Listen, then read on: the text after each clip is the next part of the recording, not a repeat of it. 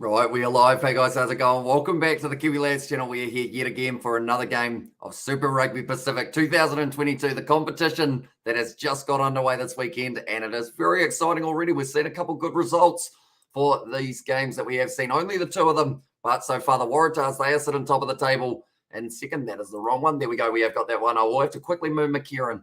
One moment, we will go like this, and we will go like that. There we go. Waratahs sitting there on 5 points, and the Chiefs sitting there on 4 after getting their win recently over the Highlanders, 26 points to 16. This next game that we have got, it's a big one. It's going to be the Hurricanes taking on the Crusaders. Now, these two sides met in preseason, and it was a last-minute try of the Hurricanes that was able to cement them with a victory, but this game could be completely different. It's at Forsyth Barr Stadium. Due to restrictions, all of the games taking place in the South Island.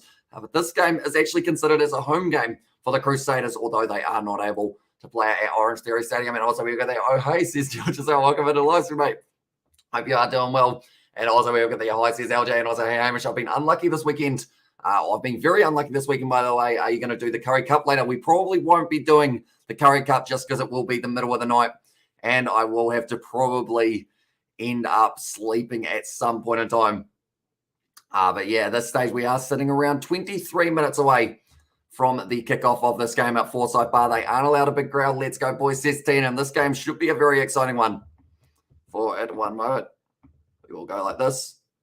And we will go like this, just making sure we're all running smoothly. Looking forward to an exciting game, Hamish. And then what we will do quickly is we will let you guys see exactly who is going to be in the two starting lineups for this game. The Crusaders, they have come in with a good side. And the fact that they are missing quite a few of their regulars in some regards, such as a Richie Mo'unga, such as a Cody Taylor, and they still put this lineup out for this matchup. It does just show how depth-full their lineup is for this year, or the squad, I guess I could call it, rather than the lineup. But Joe Moody, Brody McAllister, and Ollie Jaeger as the front row. Scott Barrett, Sam Whitelock, two very experienced players, including Sam Whitelock, of course, who has had over 100 Super Rugby fixtures. Pablo Matera, the Argentine, getting added into this lineup here because of a couple of the loose forwards departing from the Crusaders. Tom Christie returning from a long layoff with an injury, always making a lot of tackles.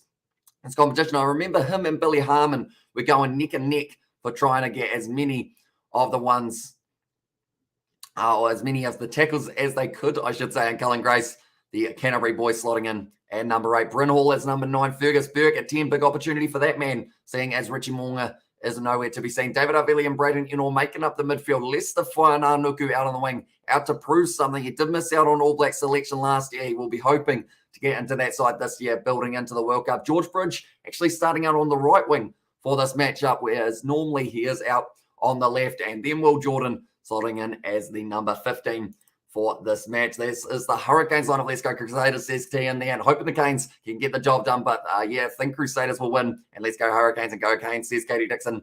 And also Chris Garn for the Canes. Canes all day. The Crusaders team looks deadly though. And there says Cozy and said, and how do you support the Canes? I need them to win to keep my multi alive in there. Says it was Aiden. And also we've got their dollar bill, yo, to Aiden. But looking throughout the front row, Porty Rackety Stones, Asafa Moore, the Bulldozer, and then Tyrell Lomax is going to be there at number 3. James Blackwell and Jason Shankster is actually going to be there as number 5. That's Kieran Reid. I recognise him. He's trying out for the commentary role by the looks of it. But Shankster, he is on debut for the Hurricanes in this matchup. Devin Flanders, Duplessis Karefi, and then Artie Savia. That is the loose forward trio that the Hurricanes have gone with for this match. Jamie Booth also returning after a very long layoff. Ruben Love at 10, Peter Umunga Jensen as 12, and then number 13, Billy Proctor. Wes Houston, Julian Savia out on either wing. No sign of Salisi Rayasi just as of yet. And then Geordie Barrett slotting in at number 15. And also, George, did you got your chicken as well? Says Katie Dixon. I think he is on the way to get himself the chicken at this point in time. I think I almost see a rainbow in the background. I think the weather's weird here at the moment. It's almost sunny, but it's also not really sunny at the same time. And it's also light rain currently. So yeah, it is a rough one at the moment in terms of the weather. But luckily, Forsyth Barr, it doesn't matter if it is blowing a gale, whether or not it is absolutely bucketing down with rain, because we do get to see this game take place either way. I'm joking. I mean, I'll be upset. But I mean, if they beat the Crusaders, I'll give them their props as well. And also, I see New Zealand finally win a men's gold medal at the Winter Olympics. Nick Pretorius as well. Or was it Nico? It might have been, in fact. And also, my boys go win, says TM. But do let me know, ladies and gentlemen, who will be the first try scorer of this match Looking through at the benches, the Crusaders, they've got Shiloh Klein, George Bauer to Mighty Williams, going to be an absolute unit of an individual coming off the bench in the later stages. Quinton Strange, Mitchell Dunshane, another Mitchell, and Mitchell Drummond. Simon Hickey getting his debut. He signed for the Hurricanes, had a whole season, didn't play a game, I don't believe, because of injury. And now he's signed for a new club in the Crusaders. So they have brought him in as fly half cover. Severin Reese originally wasn't actually going to be playing in this game, but now he is going to be the number 23 for this game as well. Jacob Devery at number 16. Xavier Numia, Ben May playing his 100th game for the Hurricanes. Reed Prinsep at number 19. Brian IOCS 20. Richard Judd. Jackson Garden Bishop at number 22 after returning from his injury. There's a lot of injuries, returns that we've had so far here. And Balin Sullivan getting his debut at number 23 for this game. Will Jordan and we have also got there Geordie Barrett, and they're from Chris Seo and Geordie, says Katie. Also, we've got quite a few Geordie Barretts, and then also Will Jordan. So everyone's saying it's going to be a fullback. Does score themselves their first try. Currently, the Highlanders, they did have their loss to the Chiefs, which does mean the top 8 is wide open for any of these sides to grab it with both hands. I'm going to say first try scored by Billy Proctor, second try of the match, or Peter Umaga Jensen. I think it's one of the midfielders for the Crusaders, or sorry, for the Hurricanes, and then the next try of the match going to be scored by Brodie McAllister. We'll go Brodie McAllister. And IQ Lads, second game back for 2022. How did your Christmas went for you? Says Ryan, since it was very nice. We had the family round, and of course that was before more restrictions have been added. So it was a nice start. So Lisa Ayasi's grown here at this point in time. He did very short year last year. He's just warming up with the side, but he will not be playing in this matchup. Instead, we'll just be training with the side as well. And Wes Hudson will be out there ready to go. He's got insane pace. But yeah, hopefully your Christmas was good as well, Ryan. You know, rearing to go for some more Super Rugby. Looking through at the fixtures that these two sides have got coming up for themselves, we will go to here and we will click this one as well. There we go. The Crusaders, their next game is next week, and that will be up against the Highlanders on Saturday. That game will be taking place at 7:05 p.m. Moana Pacifica, they have got their next challenge on the 4th of March after taking on the, I believe they've got the Chiefs next week. So the two sides that made it to the Super Rugby Aotearoa final back-to-back for Moana Pacifica. And then they are up against the Crusaders in 14 days' time. 22 days, we get to see the Crusaders go up against the Chiefs. That is that Super Rugby Aotearoa final that I did mention. And then this game, this one's always one that everyone wants to see. Crusaders taking on the Blues. Everyone absolutely loves it. Head-to-head career here for Pablo Matera and Adi Savia. Super Rugby caps. He has got over double for Adi Savia, but he did have his debut in 2013. Test caps, Pablo Matera. He's actually got more, and they are both the ripe age of 28, going to be rearing to go. And at the loose forward trio for both of those individuals. Looking throughout the Hurricanes for their next fixtures. I've got the Blues next week on the Sunday. Then they play off against the Highlanders, which is always a fast-paced affair between those two. And then Moana Pacifica, followed by the Chiefs as their final game. And all things going well, this game up against Moana Pacifica might be at a region other than Queenstown, but more than likely it will be somewhere around that region, or maybe in Dunedin for this matchup. And Savia might get the first try. He is incredibly dangerous here. Certainly pure power and pure ability to be able to see a gap and go for it. But Pablo Matera, it's going to be awesome seeing him in the Crusaders kit. We haven't really seen him for a little while, other than playing for Argentina in terms of club level. That is, I don't think I've seen him since probably the Higuares, now that I think about it. I don't know who else he has signed for since then in all of the overseas competitions as well. So it will be awesome seeing Pablo Matera in action. I think he's actually been in maybe the French top 14 a couple times in recent history. Like I mentioned, the Waratahs, they are going to be in the lead for this matchup. In terms of the table, currently in second, it is the Chiefs. And in third, could be either one of these sides, whoever gets themselves a win. There isn't actually going to be too many more games tonight, other than just one more. We have got the Reds versus the Rebels. It feels weird saying that there's not many games on when we've got 3 back-to-back, but because we're missing that game between the Blues and Moana Pacifica from yesterday, I feel like there's just that little bit of a gap that we do want to have filled in. 2 for 2 for tipping so far this round. I got Crusaders winning this one. I see Xavier Brown, so a lot better at your predictions than myself. I mean, I did say that the Chiefs will win, but I said that they will win by less than 7, which was not the case. Did end up having that one wrong, unfortunately, there. But nonetheless, currently, do let me know, ladies and gentlemen, who will be not just scoring the first try of this match, but who will be a standout for both of these sides. For the Crusaders, I am going to say, you know what? I am going to go a little bit, I'm going to go a little bit backline-ish for this one. I'm going to say Leicester Whainarnuku on that left wing. Although one thing that I will say with Leicester Whainarnuku's game is normally it doesn't involve too much passing. Overall, he likes to really just run it up by himself, and sometimes it can lead to missing opportunities. The score I have got so wrong, but I have got the team right as well, says Xavier there.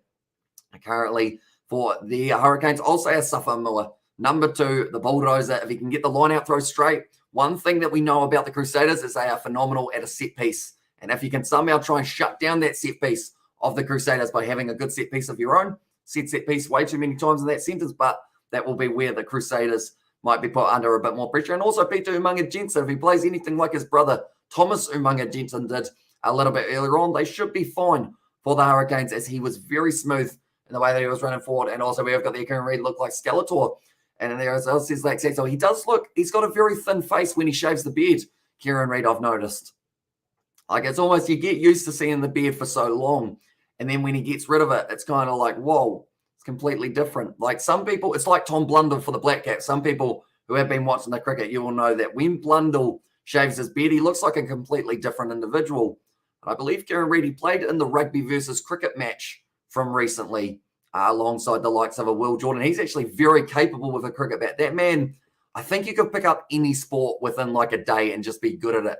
You know, he's just one of those people, such as, I mean, he'd probably be good at tennis. He got good hand-eye coordination due to his cricketing background. But Kalen Boshier is probably, I mean, he was on the verge of becoming a professional cricketer, chose rugby instead, and probably could have been the same with Will Jordan. Geordie Barrett, another very capable cricketer. But Julian Savia will be out on the wing. He will actually be marking up against Leicester Whainarnuku. That was the battle all throughout the week that I was mentioning and that I was looking extremely forward to, because, I mean, Whainarnuku, power and pace. Julian Savia, power and pace.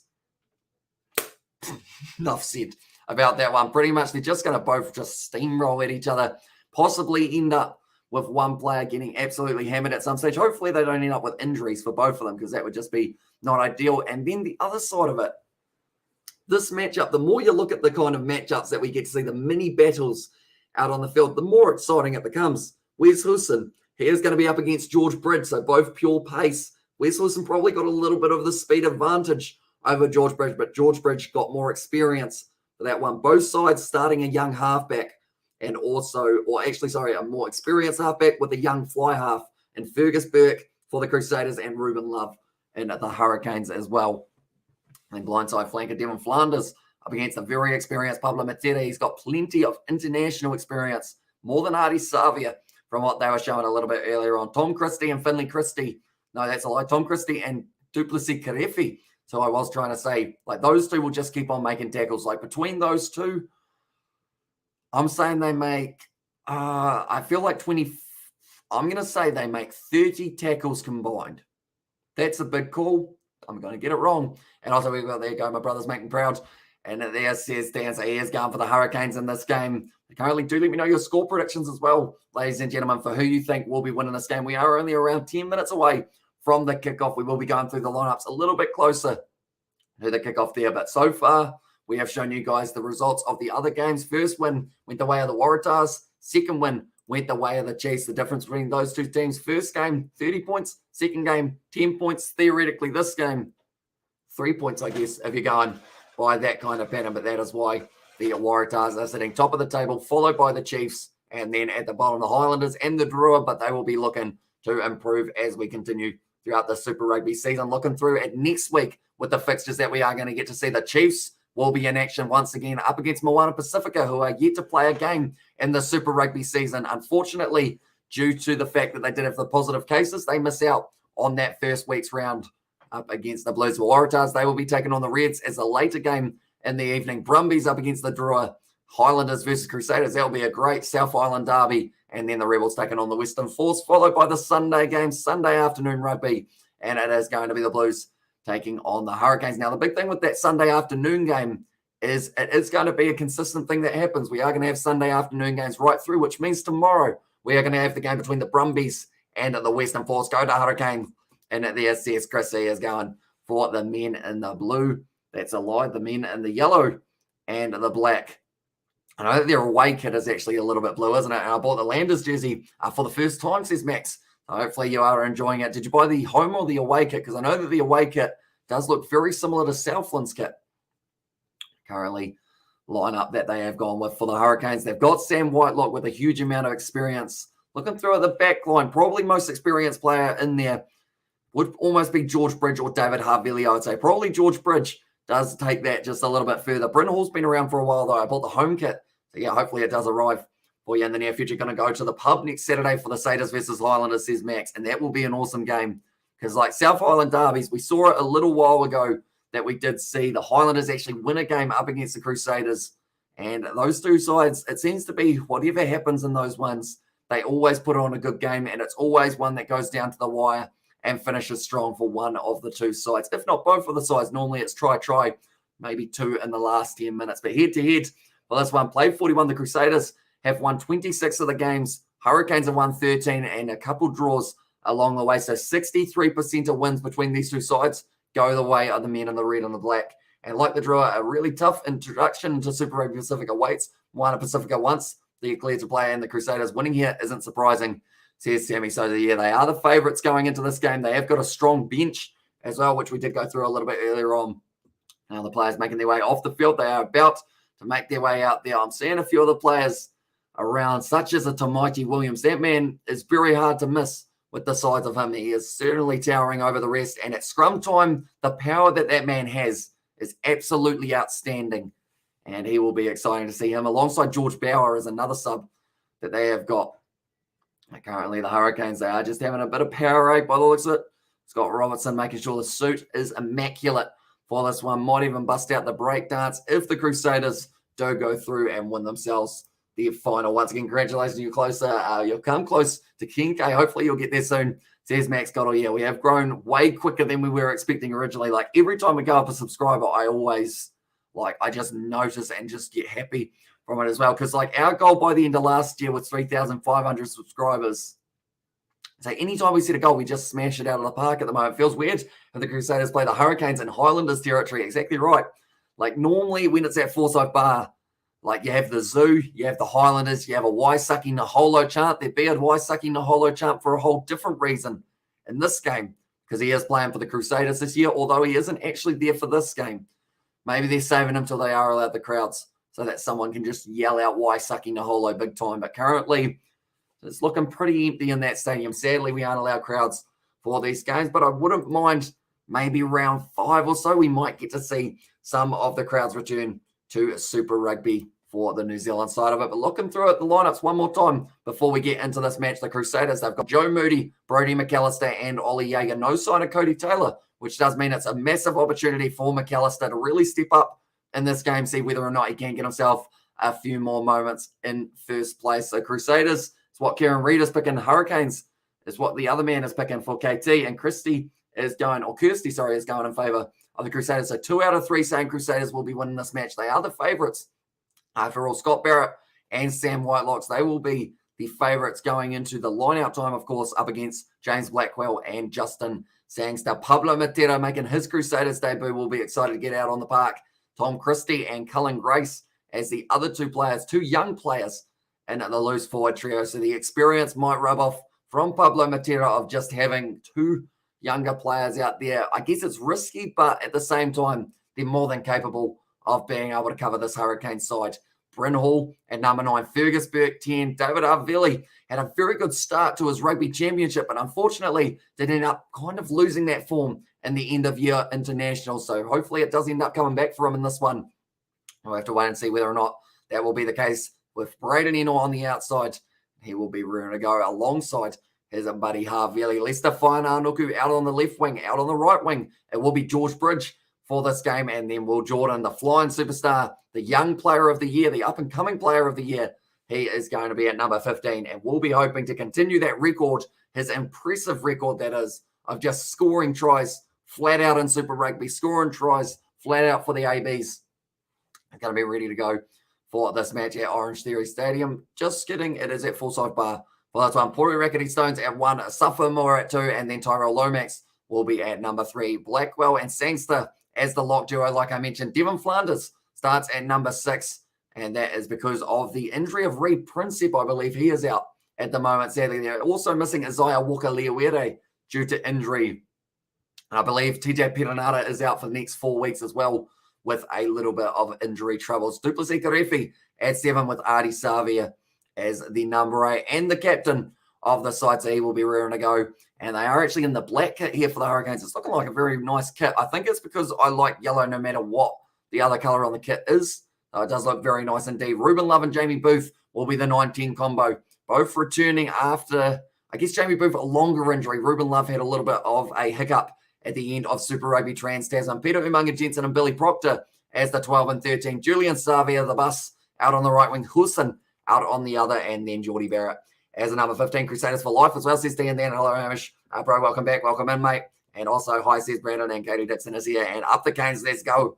And there from Paddy Wagon. So he is excited for this game. And I hope you guys are all excited for the Reds versus Rebels a little bit later on tonight. We will be covering that one on the channel as well. So if you are new to the channel, be sure to leave a like and subscribe. That game is going to be taking place at Suncorp Stadium. Should be a very nice night for a bit of rugby. These are the benches. Klein, Bauer, Tamaiti Williams, Strange, Dunshay, Drummond, Hickey, and Sever Reese. It's a bit of a super sub late in this game for the Crusaders. Devery Numia has been going very nicely in the, it was actually in the Bunnings NBC, but also in the preseason game, he was playing a very physical one. And then Ben May for his 100th match for Super Rugby, he is going to be out there off the bench. Princep actually is there. So who is the loose forward that I'm thinking of who's injured? There is one of them who is injured at the moment. Is it Scott Scrafton's injured? Or have I got that round the wrong way? And then Braden Iosi, Richard Judge, Jackson Garden Bishop, and then Balin Sullivan will be making his debut for the side. A massive game, says Jake. Exactly right. Whoever wins this will be at least third on the Super Rugby table in both of these sides. Imagine the upset if the Crusaders lose their first game. Now, I know that that's probably just at this stage, it's going to be a hard one for the Hurricanes, that is for sure. But in preseason, we did actually see the Hurricanes beat the Crusaders. Different sides, though, compared to that match. 16 more, Brandon, as well. And there says Brandon, also, hey, Hamish. And there from Mr. Cookie Boy, welcome into the live stream, mate.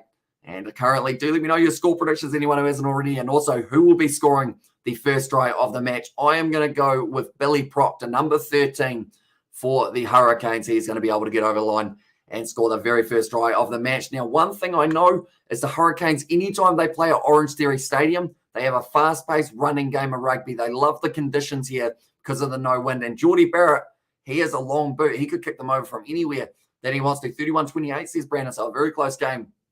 And that one, I do agree in the fact that I don't think it's going to be split by more than probably 7 points. At most 10. I'm probably going to have that completely wrong. Someone will win by 20, just to really throw it in my face. But currently at Forsyth Barr, no crowd, weird feeling.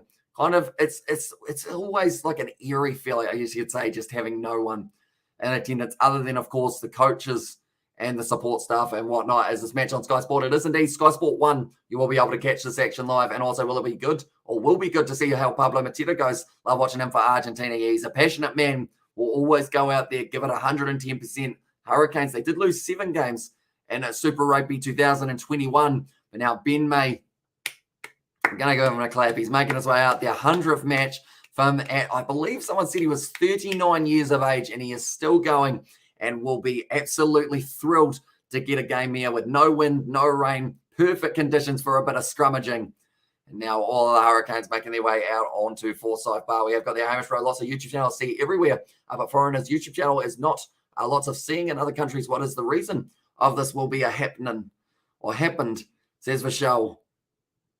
Everywhere, but Foreigners' YouTube channel is not. I guess it's just dependent on your recommendations, I guess, because YouTube do try their best to recommend you like channels that you will like. So I guess they do normally go by location and whatnot as well. And clapping from Paddy Wagon as well. But Geordie Barrett at the moment, 20 tries. Can he add another one to his name this matchup? I'm looking through at that starting lineup. There's a few men there who certainly want to prove themselves. Tom Christie being one, only recently returning from injury. Will Jordan going to be ready to go for this one as well. Scott Barrett leading out the boys. And this is a huge task for Scott Barrett. He's got Sam Whitelock right behind him. He's got him looking over his shoulder.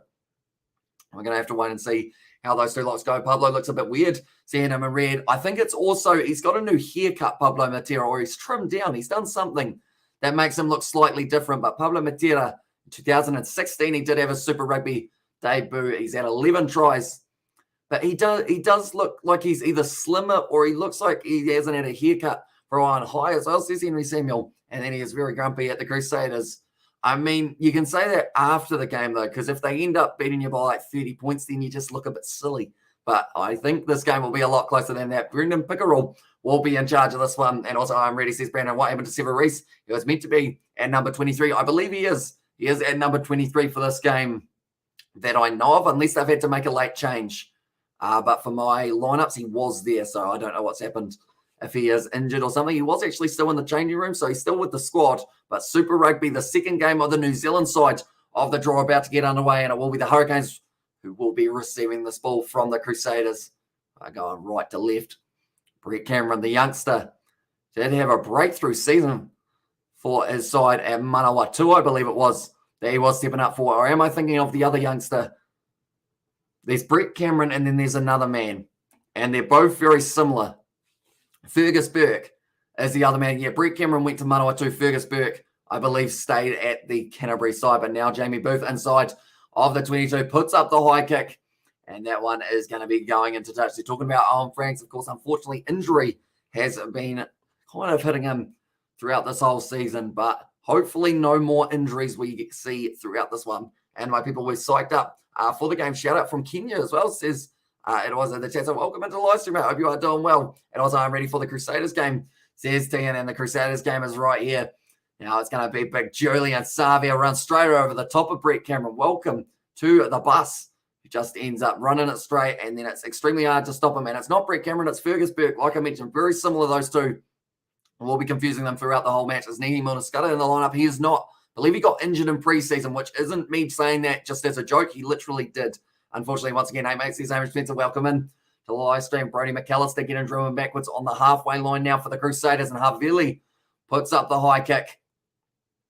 Falling nicely straight into the hands of Geordie Barrett. Now trying to step running straight at Leicester. Fainar Nuku doesn't quite work out for him. Jamie Booth now goes back. A Safa Mua tackled early by Oli Jaeger. If you let that man get any steam up, then he can really run straight through you. Ruben Love kicking that one. A little bit of a low kick.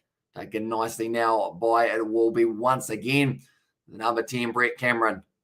Or should I say Fergus Burke? Those two are going to do it. Is the crowd restrictions in New Zealand still? There is indeed. And all of these games are being played at Queenstown or Dunedin.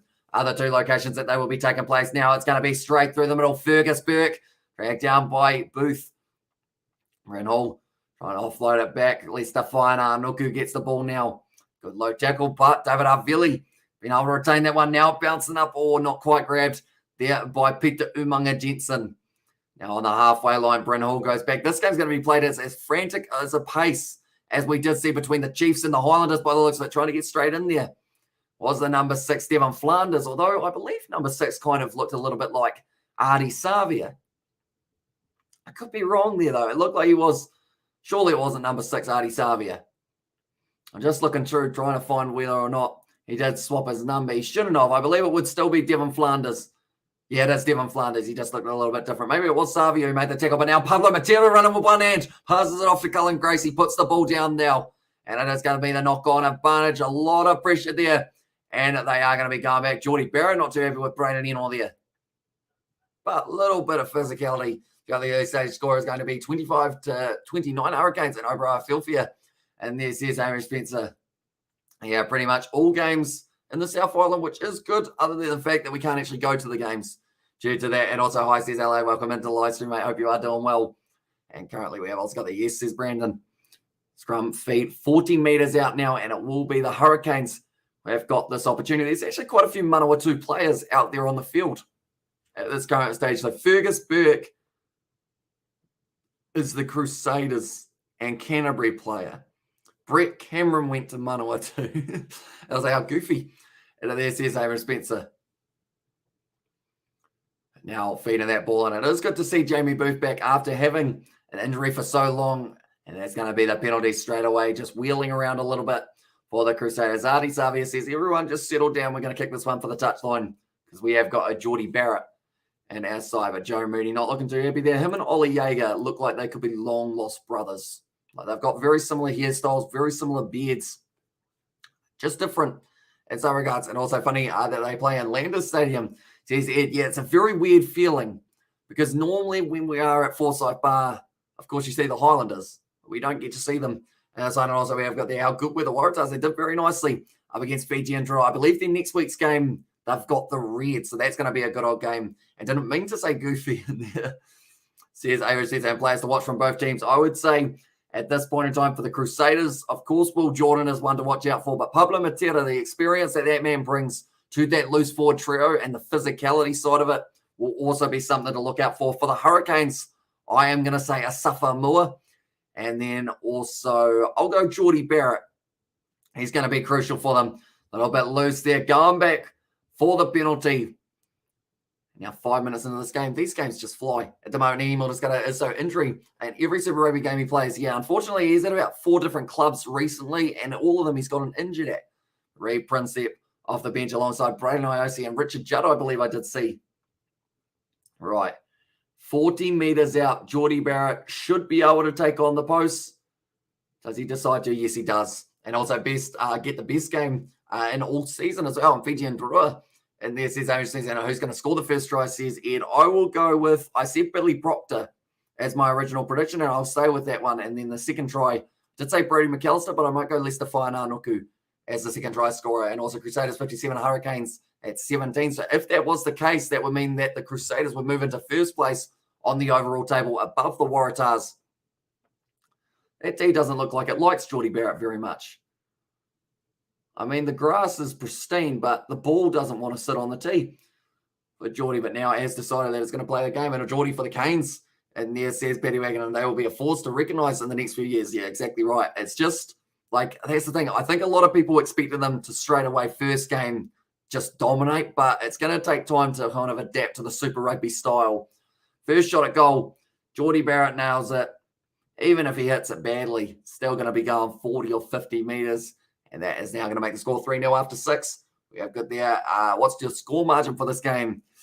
Less than 10. Less than 10, maybe less than 7. I think it's going to be just about as close as that other game that we did see take place between the Chiefs and the Highlanders, maybe around that 10-point mark. Just because, like, both sides are very capable of scoring tries in a hurry. And we did see from that stat I mentioned earlier on about in each game, on average, every New Zealand side gets 3.1 tries.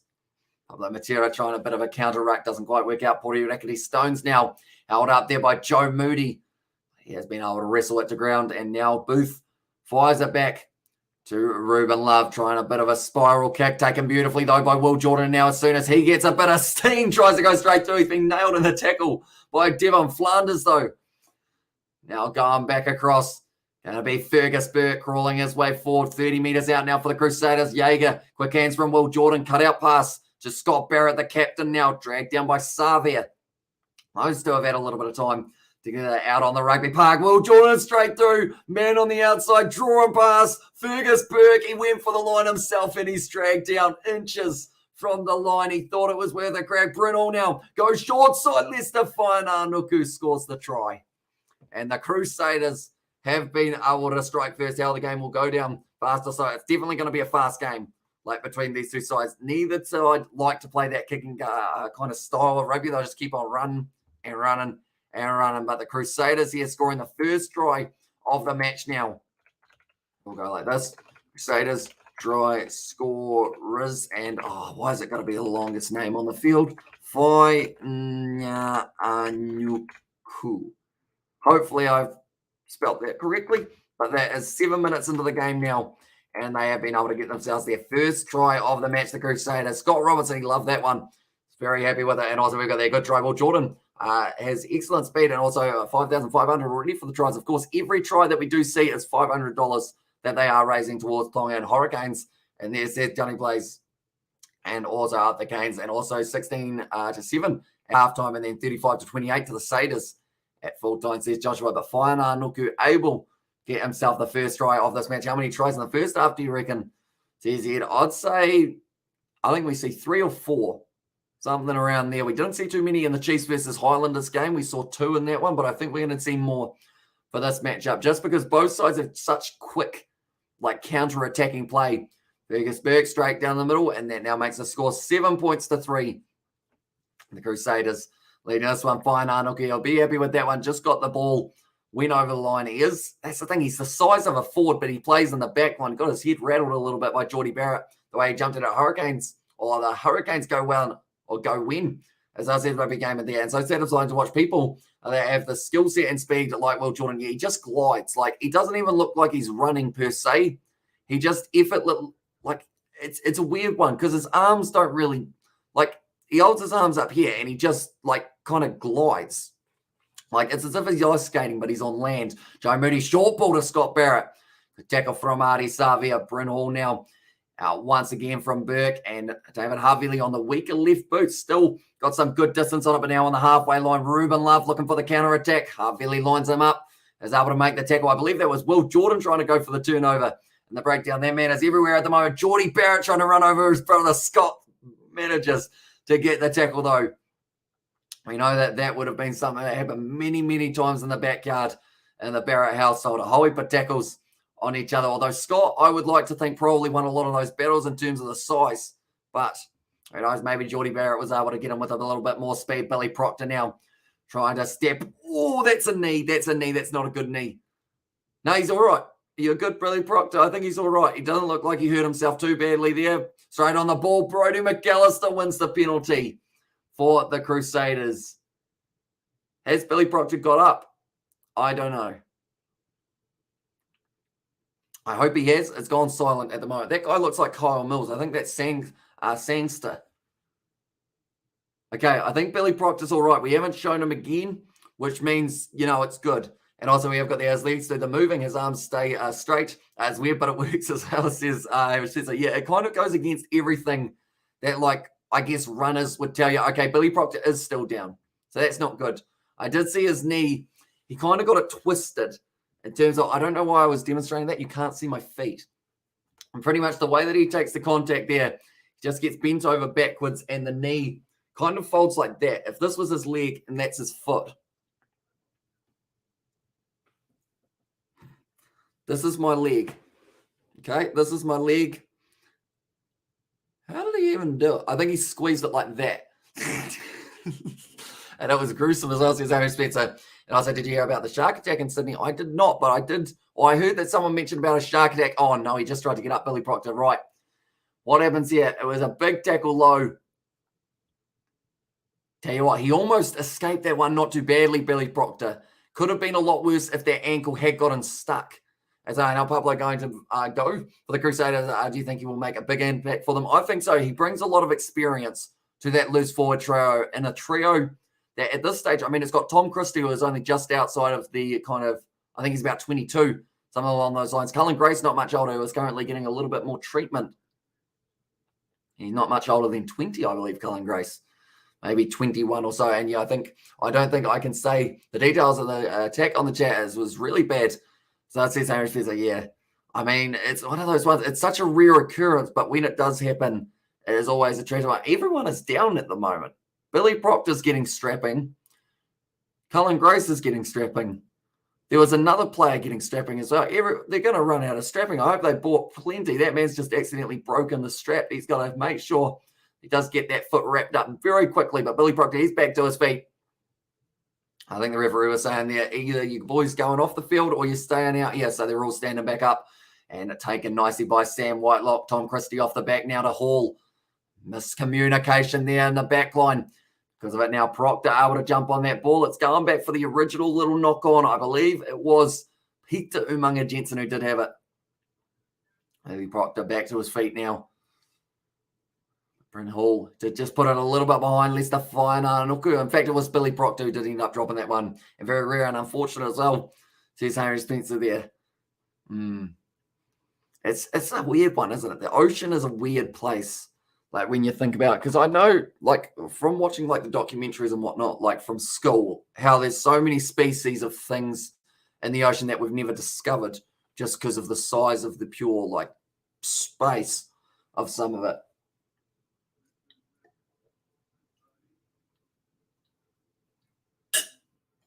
That was loud. We're going to go like that. We're having a little bit of a drink, but now the scrum feed. It's going to be an awkward scrum, but they have been able to retain it. Bryn Hall now going to the other side. Decided to do a little bit of a set play. Will Jordan now going forward, drawing past Whaiananuku. Gets his second try, and I am glad that I can put a times 2 and not have to write that man's name again. 13 minutes in, and it is going to be another try for the Crusaders. It was the set piece. They decided to kind of fake it to the left, and then from there went across to the right. And it is the second try of the match now for the Crusaders. He went short to one side. Bryn Hall then flicked it way out to Braden Enoch. Inside ball to Will Jordan. Draw and pass on the outside. And it is going to be the second try of the match for Leicester Whaiananuku. And which new player going to make a big impact for their team? Roger Tuivasa-Sheck, Pablo, or Joshua? I think all three, to be honest. Probably the funny thing is Roger Tuivasa-Sheck out of those three might have the smallest impact, but he'll still be very good. I have a feeling I would love to visit Queenstown one day. That's very nice. I believe we went there a wee while ago, but I didn't actually do too many of the touristy things. I think we went lugeing, if you guys do know what that is. Currently 14 minutes through, and now he will be lining it up once again here. Fergus Burke, the ground. The Highlanders and Chiefs player was very scenic. Yeah, and Queenstown is a very nice place. Overall, when we see a hat-trick from the Crusaders, so it's pretty much the big question of, will we see Whaiananuku get a hat-trick? No, don't think so. Yes, actually, yes. Yes, he will be able to get one. Whaiananuku. He seems to be in the right place, right time at the moment. So I'll say he's got a good chance. And also, it's got to remove the sound effects of fake crowds. As I says, Jake, probably a good idea. Just because of the fact that, like, at the end of the day, like, it's not really fooling anyone in terms of, like, some people, like, yes, the crowd noise is nice, but having fake crowd noise just is weird. Because, like, everyone's like, we can tell that this is fake. So it just doesn't feel right. Currently, Bryn Hall outside of their own 22. He will be putting up the box kick by the looks of it, rolling it back. Now it's put up a high box kick. Trying to get it up to the roof of Forsyth Barr. Taken nicely by Geordie Barrett, but wrestled down to the ground by George Bridge. The number 14 jersey for this match. It's good diving catch there almost from Wes Husson. Didn't quite get the space that he would have been after. Duplessis Karefi now with a good carry forward. Ray McAllister trying to strip that one. And contact. Love goes back. Geordie Barrett flat pass now to Asafa Moa. Almost stolen. No, it's a penalty instead in favour of the Hurricanes.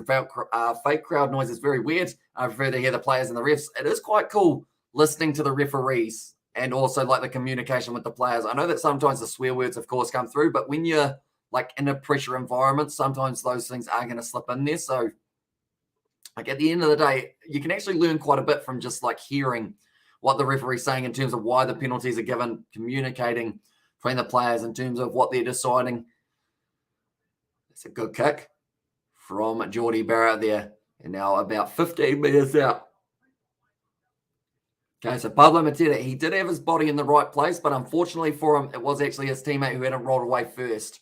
And also, do you reckon Canes are going to fight back, score tries before halftime, says Ed?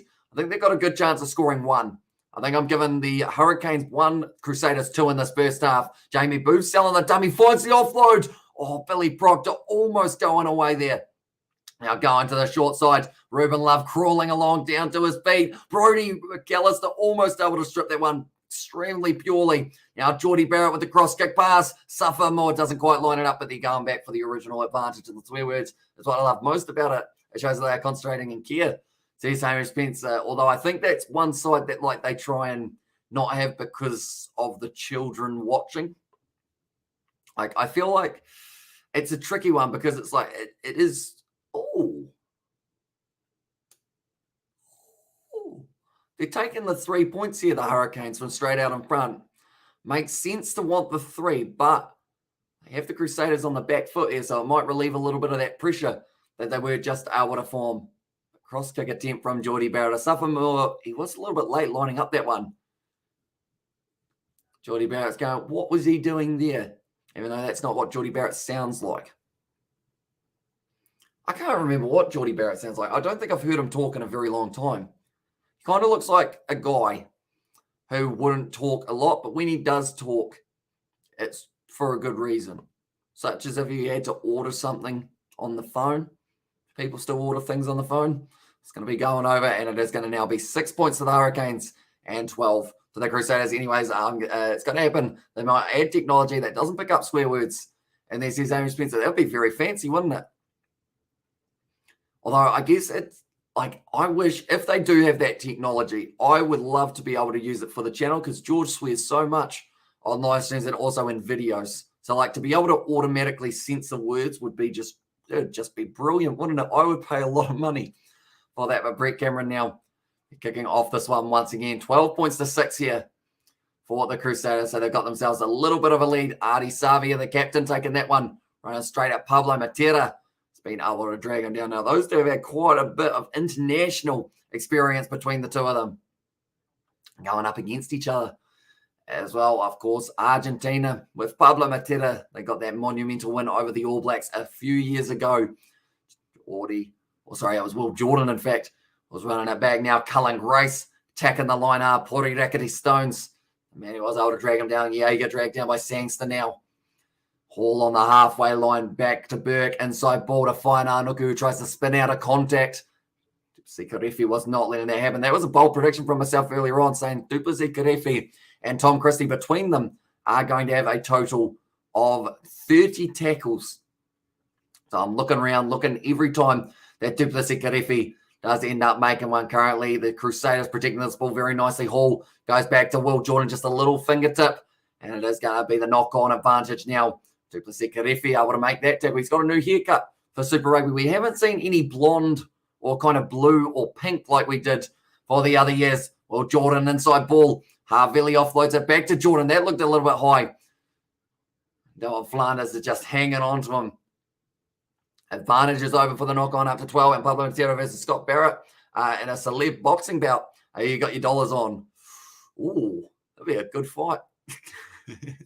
Yeah, very good fight. Matera for me says, see, I don't think I've seen either of them. Like, I've seen them be in big contacts, but I don't think I've seen either of them throw a punch.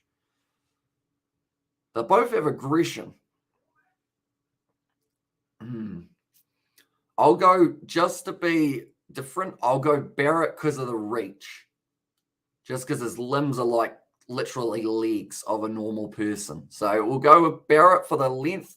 Then Matera, if it's a close one, I feel like he would be able to kind of get in, rip the body of Barrett. A couple bangs to the belt. See whether or not he can take the big man down by the kidneys. Now I want to see that fight, but I don't think it's going to ever happen, unfortunately. Jamie Booth now 40 metres out from the Hurricanes line, and also Sonny Bill Williams equals Scott Barrett winning, or SBW equals Scott Barrett winning there. Here's Katie Dixon, but Booth once again feeding that ball, and they've got quite a few halfback options for the Hurricanes. They've got Richard Judge. They have also got Jamie Booth, Perenara, Peter Umaga, Jensen's put the ball down now. Will be Tom Christie running sideways. George Bridge has also put the ball down. Now we are going back for the scrum. Matera has surely thrown a few punches when playing for Argentina as well. Says Sebastian. Says Hamish Spencer. I think he is. Or he's had a couple shirt grabs as well. You know, the classic old, what you up to? One of those ones. I feel like I could never do that just because it wouldn't go well for me. I'd be like, oi. Yeah, I wouldn't even know how to trash talk. Artie versus Taylor and a boxing who got, says Max. Ooh. Cody Taylor's a tough individual, but I'd go Artie Savia just because I think Cody Taylor's taken more head knocks, so maybe the chin's not as strong as it used to be. And his third leg, you mean, that giant dong, as his two brothers has mentioned in interviews, says Johnny Blaze. It is mentioned quite often about Scott Barrett. I think that is one of the most common things other than his rugby that is mentioned. You know, we don't know whether he fishes in his spare time, or whether he does something else. Well, Jordan now going for the little grubber behind. It's going to be bouncing up. Taken nicely, though, for Geordie Barrow, who was in the right place at the right time, running sideways. Still going. Awkward trip on him from Brody McAllister. Currently now on the 22, and they will have to fire this back. I believe Ruben Love isn't in position. Neither is Geordie Barrett. Now it's back to Ruben Love. And now let's kick that one back down the middle of the field, taken nicely by, it was Fergus Berg. Now George Bridge looking for the counter run. It goes straight up the middle. That was big contact there from Tyrell Lomax, who I think has actually rocked himself here with the way that he tackled. He might have tried to tackle with his head, which is never a good way of doing it. Is he up? He's fine. He's all good. That's the thing. The tackles that these guys bounced off of that would put me like out of action for like 6 months. They're just like, yeah, nah, that was a bit of a hard hit, wasn't it? We'll just keep on going.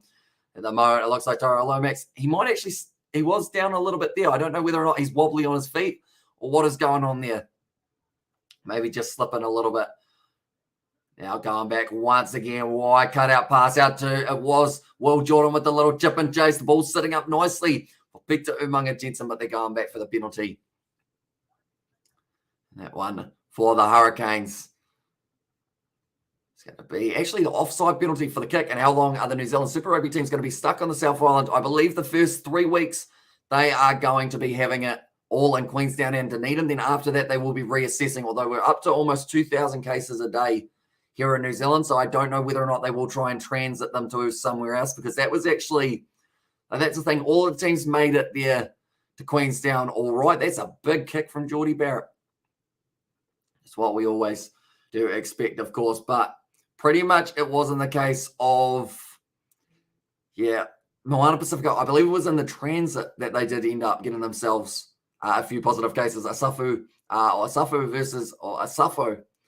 Why does that look so weird by itself? Asafo Amoa, of course it is. It's Tamaiti who you got. I'm going to go Tamaiti just because of the extra size that he has got, although Asafo Amoa is just an absolute beast. So I feel like it would just be 5 minutes, or however long the fight is, of them just smacking each other and no one backing down. So I'll say Tamaiti Williams due to decision. And 2000 has nothing to be. And there says Aaron Spencer. And now it's going to be kicked into touch from Fergus Burke. Does end up finding touch just outside of the 22, but the Hurricanes now once again are going to have a good opportunity, and you guys have I just have to let it spread, I'm afraid. And there says Avery Spencer, Jamie Booth now going back, Richard Judge. That's not his name, it's Ruben Love, in fact, and now Umaga Jensen once again, another penalty. Vili has ended up making the tackle there. Another penalty advantage against the Crusaders. So I believe it was Tom Christie who was offside there. Pablo Matera getting the turnover, but they will be going back for the original penalty. And also the NRL updates. Storm 18, Warriors 14 in 60 minutes. Oh, we're not doing too badly then. Overall. Does Geordie Barrett want the 3 points here?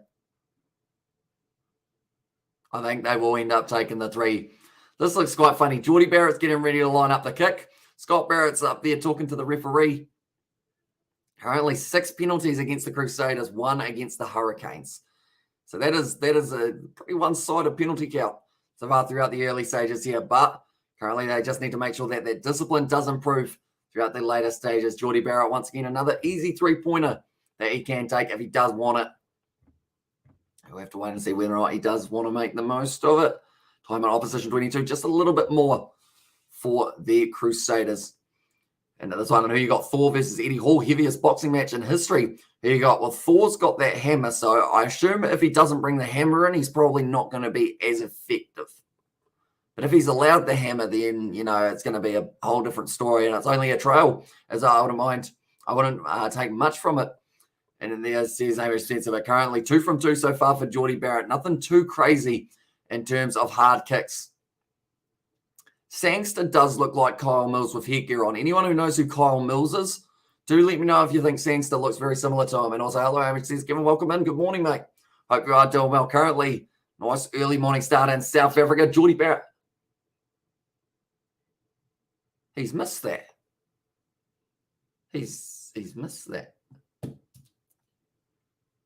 That one was an easy one. I'm half by surprised. Well, I'm very surprised they did end up missing that one, Geordie Barrett. But now, after 26 minutes, it is still 12 points to the Crusaders, 6, for the Hurricanes. And Eddie Hall's biceps are like the size of your head, not trying to be mean as well. And there's Max Cottle. I feel like it's probably an understatement. It's probably bigger than my head. It's probably 2 heads. Whereas bicep, and also underrated Crusaders player. They haven't played in the AB's jersey, said Ed. Oh, that's a tough one. My knowledge of who's played in the past isn't as strong as it should be. You know what? Let's define Nuku straight away. Because he was very close to getting selected last year, I thought, but he did end up just missing out. And then currently trying to get all over the ball there. Now Jamie Booth to the short side. Billy Proctor off now to Wes Hewson. He's got Peter Umaga Jensen with him. Does find him as well. Ball on the inside. Ruben Love backing himself. He scores it. And Ruben Love scores a try there. Oh, it's Jordan. All right. Yes, he is. Well, Jordan. Ruben Love, the youngster, scores the try there for the Hurricanes, and they are now right back into this contest. We'll go like this, and we will go like this as well. Hurricanes try scorers. This one's an easier one to spell, I should say. Scorers, Love. And that was in the 27th minute, but a nice bit of play from the Hurricanes there. Momentum, he just ends up sliding over. And also, show us your biceps, says Max. No, it's illegal. Not allowed to get guns out in public. Oh, no. They're not there. They're not really there. And also, Irish, did you know Amelia Kerr is dating Ruben Love? I did not know that. Amelia Kerr, cricketer, yes, I believe. And also, Chiefs versus Highlanders are such below performance from Highlander Hamish. And there says Kevin, and also, do you reckon Ruben Love going to get a call from the AB squad this year? I don't think this year, but in the near future, I can see it happening for himself. Like maybe 2 or 3 years down the line, he might be able to get that fly off, because it depends on what happens with Bowden and Moonga. I feel like the next breed of talent for fly halves is coming through after, similar to what we saw for Ireland now with Johnny Sexton, how he's like the front runner, but then once he's gone, you got Carberry, you've got Bird, you've got all those young guys who then get the opportunity. I would love to train with Eddie. How about you? I mean, I would be scared to train with him, because I feel like if I didn't get a lift or something, he would just shout at me, throw me at a wall. Barrett strike that one a lot nicer, and now the score is going to be 13 points to 12. So theoretically, in a weird roundabout way, Geordie Barrett missing that kick led to the 7, so he knew what he was doing. We'll go with. It was a nice ball to Ruben Love. He had a little bit of that goal line fever, similar to what we saw from Fergus Burke, how he did back himself. But the difference was Fergus Burke came up 1 metre short compared to Ruben Love, who did slide over like he was a penguin and got himself that one. James Blackwell, that ball, luckily for them, went backwards. It was a well and truly bit of a mismatch or miscommunication. But now 29 and a half minutes through this game currently. It's flying by. I hate the fact that Super Rugby just goes by so quickly, because all the games, like, that's the thing. We've actually only got another 89 games of Super Rugby left. It's Thomas Christie and Finley related. I don't believe so. Could be wrong there, though, but I believe different families, because Tom Christie, he doesn't have those same Scottish genes that was forward. It's a knock-on advantage now. A Safamoa trying to make his way towards the try line, currently offloading it back to Jamie Booth, 40 metres out from the own line. Takes it 4. That was almost a yawn, but I somehow caught it. Will Jordan now catching that ball nicely. Doesn't put down many. Will Jordan, that's a big kick close to the touchline. Ruben Love is able to clean it up, creates the angle for Geordie Barrett now to put down the massive kick. That was actually outside of the 22, but he wasn't looking for touch. Instead, goes straight down to the 22 of the Crusaders. And also, we have got Haynes Free. Is he? I don't really know too much about NRL, or in terms of, I know that he was not a good boy. And there we go. Julian Savia in a bit of space. I was able to get through one tackle, but Joe Moody able to drag him down. Ball still available here for the Hurricanes. Building phases quite nicely. A Safamoa now with the ball, and just tries to shunt off David Arveli. Just go through him. 2 teammates in the All Blacks, but of course that competitive nature is always there. Geordie Barrett trying to sell the dummy. Brendan Pickerel almost got cleaned up by that one. Puri Rakete Stones in a bit of space. The way he was winding up for that one, it kind of looked like he was playing a bit of sevens. How they kind of side shuffle for a little while. Ruben Love looking behind. Geordie Barrett going to be kicking that one forward. It's going to be an awkward one, waiting for the ball to sit up. Doesn't find the offload though. Going to be play on. This current time, they've still got the advantage. Billy Proctor goes back across to Sikarefi. It was Artie Savia. I think Wes Hewson might have been in front there. Bruno has to force it down. And it is going to be a 5-metre scrum. And how's the game so far? Still very quick. And Eddie could probably lift all the people on his back that are in the chat as well. And also, we have got there who's going to score the next try, says Ed. I would say, I want to say Julian Savia, or not Julian Savia. You know what? I'm going to Savia, brother. It's either going to be Artie off the back of the scrum, or it will be out wide to Julian Savia, who will be waiting for it. Brent Hall doing very nicely. And also, come on, Gaines, but win by less than 10. How much you got on it, Novmum, for them to win by less than 10 out of curiosity? Normally, we aren't as specific as that unless someone's got a cheeky little bet on it, perhaps. Currently, Hurricanes, they are leading this game by 1 point at this current stage. 5 metres out from the line. If the Crusaders lose their very first game, that would be a huge upset for their Super Rugby season. But now, Jamie Booth This ball into the scrum. 5 meters out from the Crusaders line. It is going to be the scrum feed of the Hurricanes. Another big yawn. Adi Savia off the back now, goes back to Jamie Booth. Lapping around quite nicely. Ruben Love. It's dragged down there. Oh, but the Crusaders players trying to turn over that ball, not quite able to. George Bridge trying to go through the middle, not quite able to find his footing now. Big Sangster. Going to be dragged down. Now going back across. Tyrell Lomax spinning out of that challenge. That was actually Fergus Berg. He's done well to muscle up with him there. That one, I see that Sangston has lost his headgear at this current time. Or Sangster, I should say. I keep on changing between the two of them. Welcome back, my brother Hurricanes, all the way and watching from Samoa, says Lima. So welcome in, mate. Hope you're doing well. What time is it in Samoa at the moment? Do let me know. Currently now trying to go around the side once again for Reed Prinsep, bouncing out the back. Jamie Booth now swarmed. He's crushed by two big men there. Now it's going to be another knock-on advantage.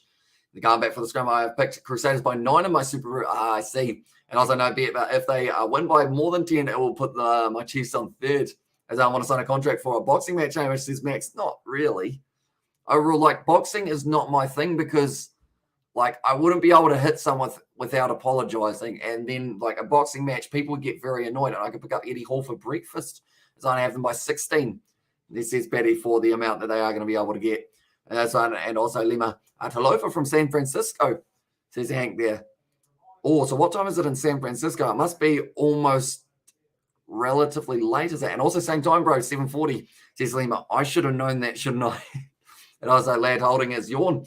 Timed out the coffee, says Ed. And also, come on, boys, beat the Hurricanes, says Tian. But currently the carries very even in this one. 46 carries for the Crusaders, 45 for the Hurricanes. Visits to the opposition, 22. 4 for the Hurricanes and 2 for the Crusaders. And the time in the opposition, 22. 2 minutes. The Hurricanes and 1 minute 5. The Crusaders, and you probably sign a contract instead to commentate. So I was saying, yeah, if you want to fight Eddie Hall, I'll commentate that fight for you, Max. And I said, yes, people up the Canes. And come on, boys, beat the Hurricanes. And also, hi there, Hamish. Trust you well. A good game going on here, says BDV. There is indeed. Currently a Safa Mua in the front row. I wouldn't want to try and tackle that man, even if he's jogging. He'd just be able to bump you off every day of the week. And Friday night as well. And it's 10:40 p.m. for Hank there. Oh, so you've still got 2 more days of the weekend coming up. Very exciting way of looking at it. We have currently, it's almost a Saturday night here. So we've got 1 more day of the weekend. Although every day really for me is a weekend, but not really because I do have to do work on every day anyway. But work feels like it's the weekend, so it's all good. Just crank up the tunes. Watch something, probably watch rugby replays, to be fair, is normally what I end up doing with my spare time. Jamie Booth now putting in this ball. This time 10 meters straight out in front. Adi Savia now driving forward.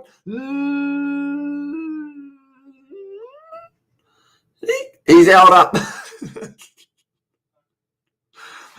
I don't know what happened there. I became a racing car driving by it. Eddie, always 164. Sounds like you got to do some bulking up, mate. And also, why is there no spectators? Sadly, due to the case numbers, we aren't allowed crowds. I forgot to ask about who's the man of the match from Chiefs versus Landers. Oh, I don't actually know who ended up getting man of the match for that one. I assume, who do I assume it would have been?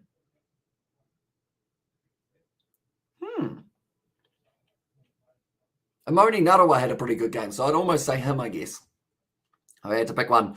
Ruben Love now, the bus, starting to drive his way forward. Currently sitting 30 meters out. I'm only Samoan. I'm the only Samoan who's better at rugby and soccer right now as I'm watching A-League 2, Phoenix versus Sydney FC. Are we going any good for the Phoenix? Hank, do let me know. Firing it back once again. Geordie Barrett wide cutout pass. Where's Horson? Just using a little bit of that elusive style of dodging that he can do. Now Sangster passes the ball back. Got a cheap shot on the ribs there. Geordie Barrett passes up to, it was Julian Savia, Lester Fainanuku. I want to make the tackle on him though. Now Jamie Booth having a spin, going across the Pori Rickety Stones. Once again, dragged down. And they are 25 out. Jamie Booth straight out in front of the post. Goes to Tyrell Lomax. Good hands from Peter Umaga Jensen. A little bit of a juggle, but the pass was not an ideal one. Booth once again going back to Tyrell Lomax, Brody McAllister, and also Joe Moody, his counterpart in the scrum. So able to get onto it. Ruben Love, a little bit of a juggle, does a little grub from behind, nothing. Kick. Jordan battered. Jordan actually dropped that ball, though, is what I tried to say, even though my tongue was like, hey, how about you have some of this? Geordie Barrett, that's not him, it's Jamie Booth. Little chip and chase. Will Jordan jumps on it that time, and it's going back for the penalty. I have a 10-pack of Vinnie Pies. And then 0-0 after 40 minutes, okay. As long as it stays 0-0 and then the first goal goes to us, we're all good. I think we're doing about mid-table at the moment, aren't we? And if work feels like the weekend, then it's the weekend as well. Says Amos Spencer. And also, thanks, mate, says Betty V. And you have got a 10-pack of ABs. Hey, Hamish there, says Max Cottle. Or a 10-pack of abs. Nah.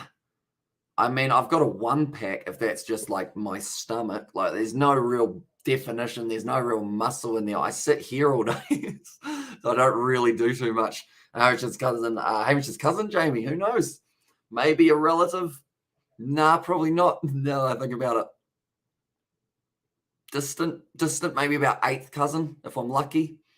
Geordie Barrett kicks that one for the touchline. And this time they've decided to go for the 7 attempt in terms of getting themselves a try, but it was a Safamoa using that leg drive. Bryn Hall having to drag him down. Thoughts on the yellow card? Says Ed Vogel. There's a yellow card? What happened? I was reading the chat. I didn't even realize there was a yellow card. Right, I'll have to look back at it. Who was it that got yellow carded? Was it actually Bryn Hall who did end up? No, he's still out there. Who got yellow carded and what was it for? And then I feel like that's really bad for myself. I don't normally look away at random moments. And that has literally meant that there's a yellow card, which is why they've gone for the line out. Makes a lot more sense now. And now Asafa be trying to roll this one forward. They've been told to use it. Now they have to break off Asafa. Getting closer. Tom Christie straight on there. Could have been an advantage. Almost for the Crusaders. Duplessis Karifi dropping the head. Now once again going back across. Peter Umanga Jensen. Closer and closer he is edging. And Max got always distracted me from watching his assets there. And now Geordie Barrett still getting closer and closer. Artie Savia sells the dummy tackle by Sam Whitelock. It's a battle with the captains at the moment. In fact, it's Pablo Matera, and he's just sitting on him currently. Up to 8 phases at the moment. Blackwell fires it back to Sangster. Still hanging on to that ball quite nicely. Around the side of Safamoa, shut down, or is he? He's still on his feet. That's inches from the line. Did he get over? Devon Flanders is claiming it, and a Safamoa has got it. And Ollie got the card, Ollie Jaeger, in there. So I will quickly do, once they do award this try or disallow this try, we've got 2 minutes left, and then I will go back and have a look at that yellow card. Was it just that he just ended up really just slowing it down or something? Or was it a high tackle? In fact, an Hurricanes try, and if you have 5 wishes tonight, what will they be? And they will come true, says Max. Time's off. They're going to be going upstairs. 5 wishes. 5 seems like a lot. Okay. They're having a look at something here. And TMO says, no, the big question is whether or not his knees went down and then he gets back up and drives. Because the big thing here is if your knees are down, you're in a tackle, you aren't allowed to go again. Potential second movement here. He somehow got extremely close. No, we're checking the wrong thing here, I think. So that's on the line. That is the grounding. So they've got grounding if it isn't a double movement. Right, Asafa Mua here. The knees went down. So then he went up again. So I believe this is going to be a no try here for Asafa Mua. Devon Flanders liked it, but I think he is going to be disappointed. The knees both down. One moment, we'll take that one back from Asafa Mua because that is going to be a no try there once again. There we go. Right, we'll let that one off. All Wellington Phoenix just scored, I do see.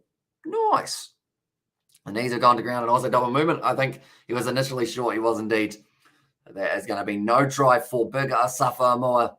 And because it's a double movement, it doesn't just become a scrum. It's actually a penalty against them, a no try. And there says thank you. Now the Crusaders, 1 minute, 20 left of this first half of this game. And this is the second game that we are covering on the channel, ladies and gentlemen. The next game, the Reds taking on the Rebels. What should be, once again, another exciting contest. If it's anything like the one we saw yesterday between Fiji and Drua and the Waratahs, we're probably going to get to see quite a few tries in that one. The Reds have come in with a very strong side. Rebels have got some stars in the making as well. No, they're saying the Crusaders, they're a man down, so they won't be minding the fact that this is going to be using up a bit more time on the clock.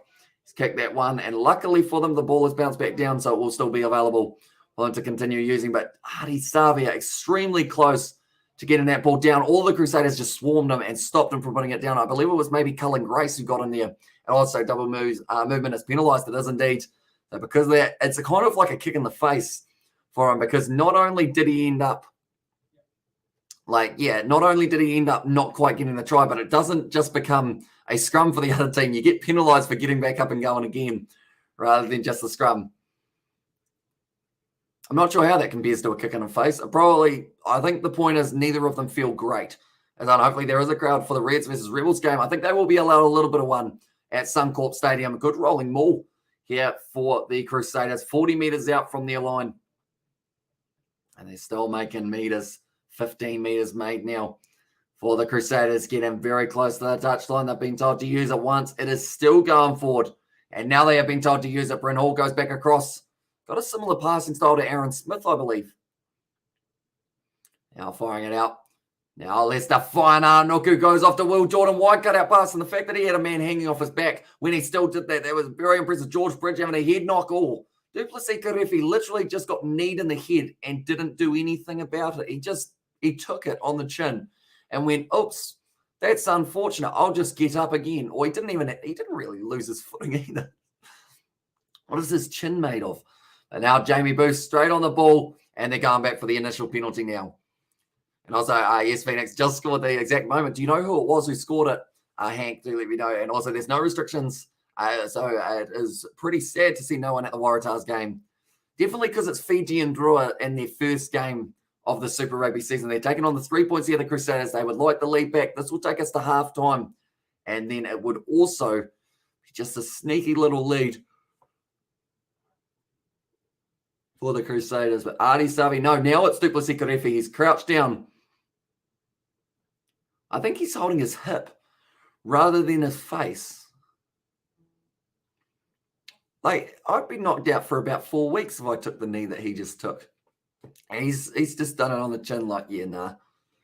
I think I felt something brush my chin just before. And do you reckon this will be a close game? One of the team's going to fight back in the second half. I think it will still be close throughout the whole one. That adrenaline rush when you're in the middle of the rugby match can't be worded as well.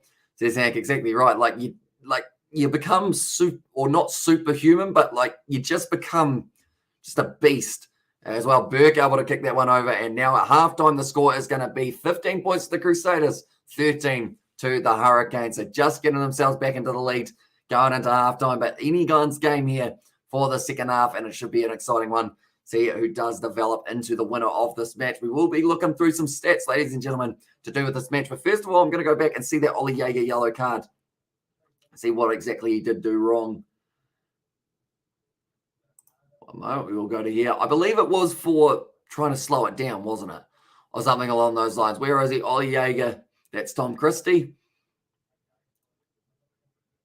Okay, I'm looking at him here.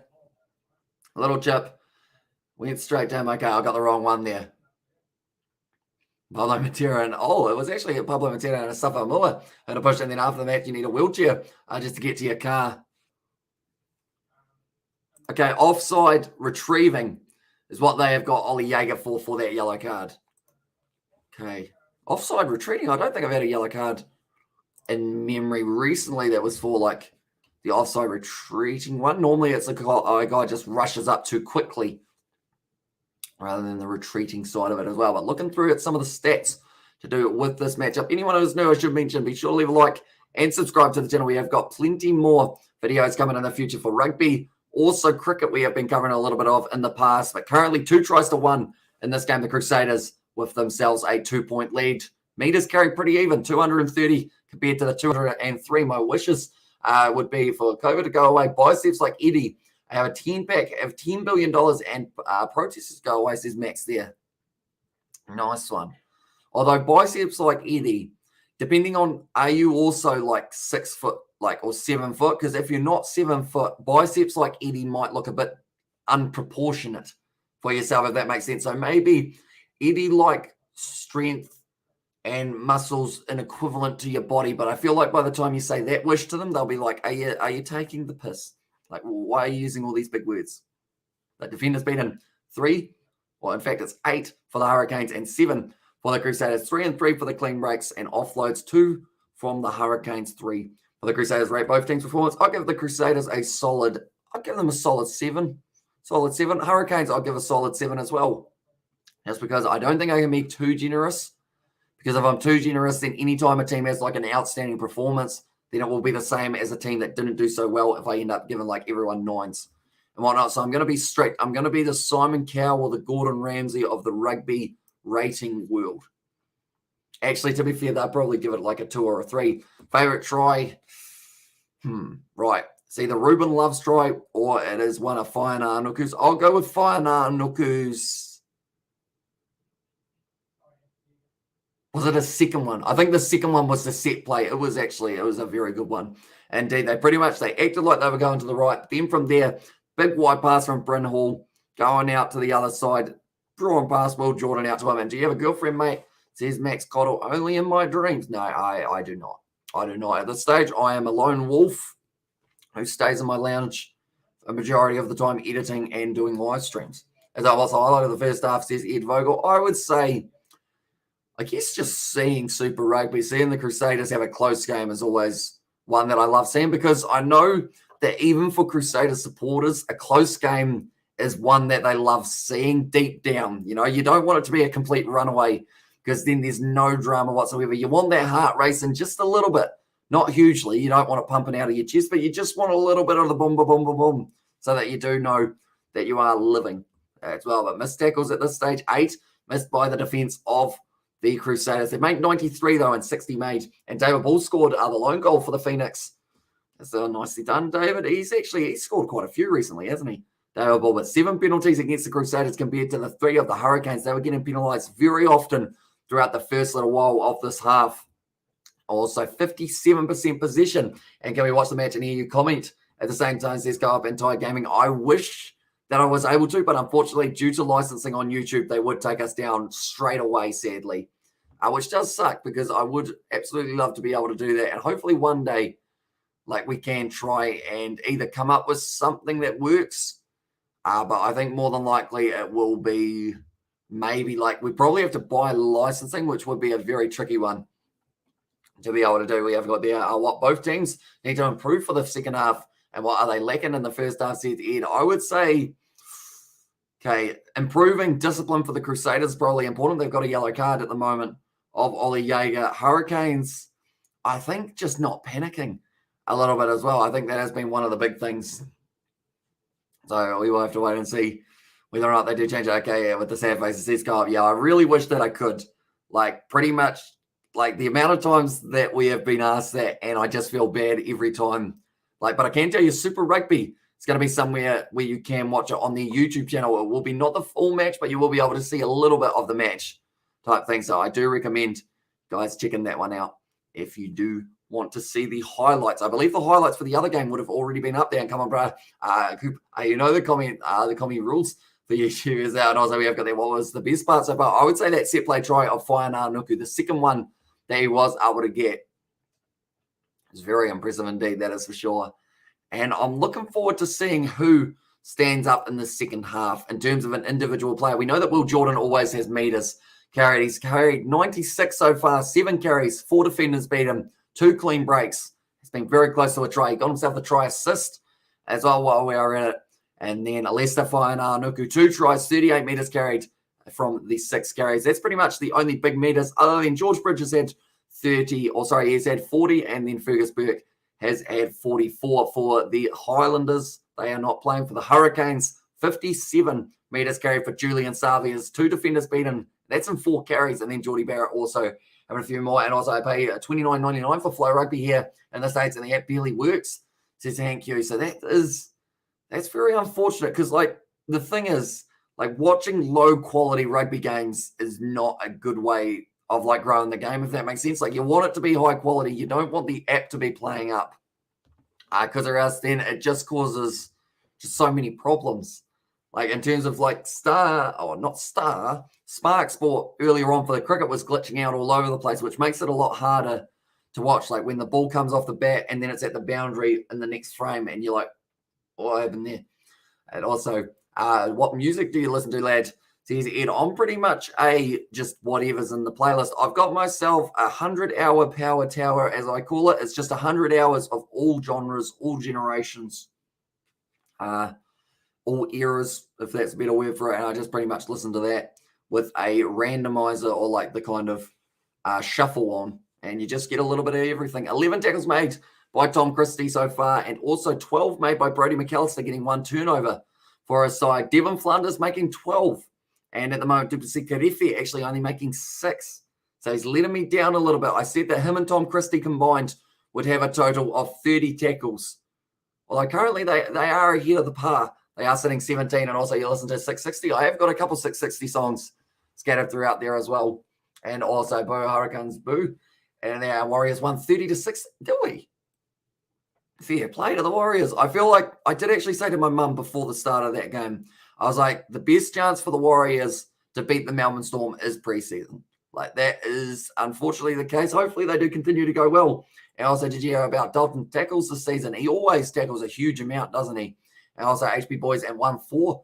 And there's his hand cue there. Nice one indeed. But 1 turnover for Wes Houston and 1 for Artie Savia, who's only made a few. New Fund sent all this money to save Tonga as well. And there says Xavier Brown. There is an app that you can use, or a text message that you can send Xavier if you have got, oh no, you're in Australia, aren't you? But they have got the website for Tonga. I'll see whether or not I can find it for you.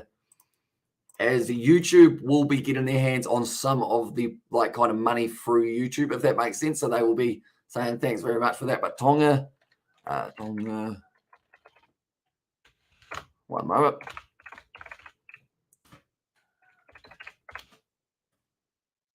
Moana Pacifica Tonga Relief, here it is. Although that's the New Zealand website. I have found it also. We have got there. Ugly. And do you aware of Aqua Rugby game? So they will finally host one later in March in Manly Beach. I close to my areas too. Wait, so they play rugby in water.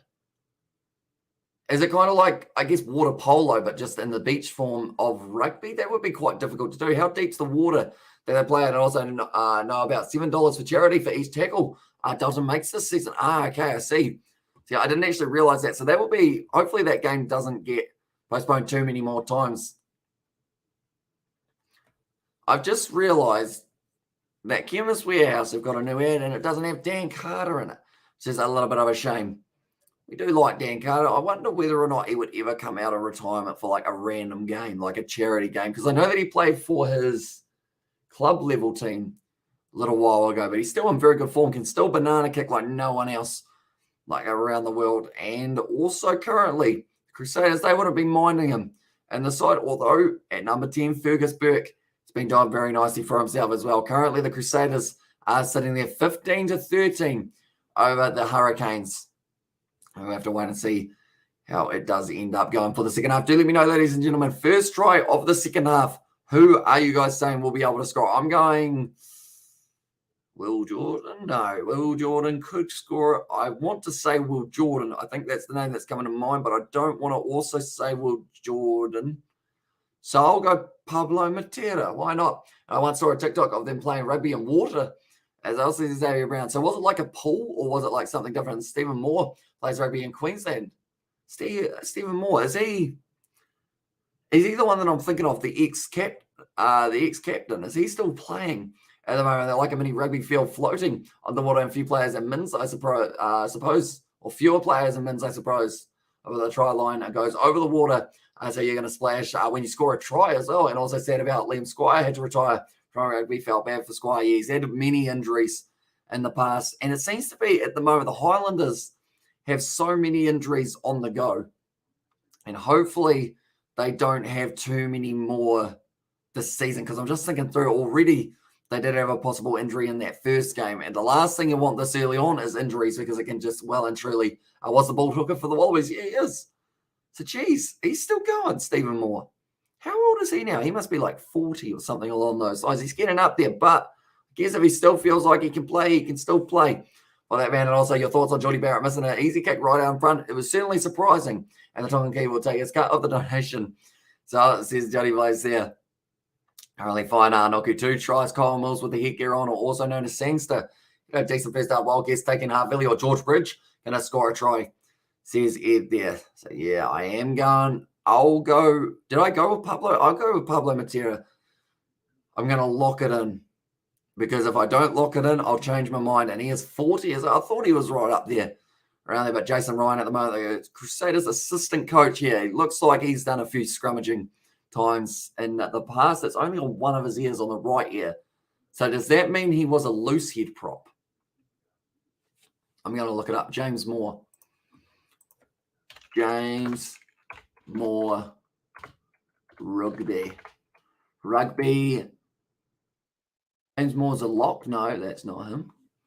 Okay, it's giving me the Japanese James Moore, who did actually play for Japan. Corey Jane, is he growing a mullet or has he just got it long at the back at the moment? And also we have got Whainā Nuku for the next try from Dunedin Perfect. So he is saying the hat trick is just around the corner for Big Leicester. Whainā Nuku, 7 penalties against the Crusaders in that first half. They've also got that yellow card of Ollie Jaeger for a little bit longer. And I've noticed we're all actually backing Hurricanes players to score the next try. But yeah, I don't think Geordie Barrett will be missing too many more straight out in front. I feel like that one he may have taken just a little bit too casually. Jackson Garden-Bishop, he'll be coming off the bench in the later stages of this game. Also coming off the bench, Stephen Moore, not James Moore as well. And there it says Xavier, although Stephen Moore, wait, did I combine the two names? Who was the man? He was James someone was the assistant coach for the Crusaders, is the one that I was looking at. Assistant coach. Okay. Have I found him?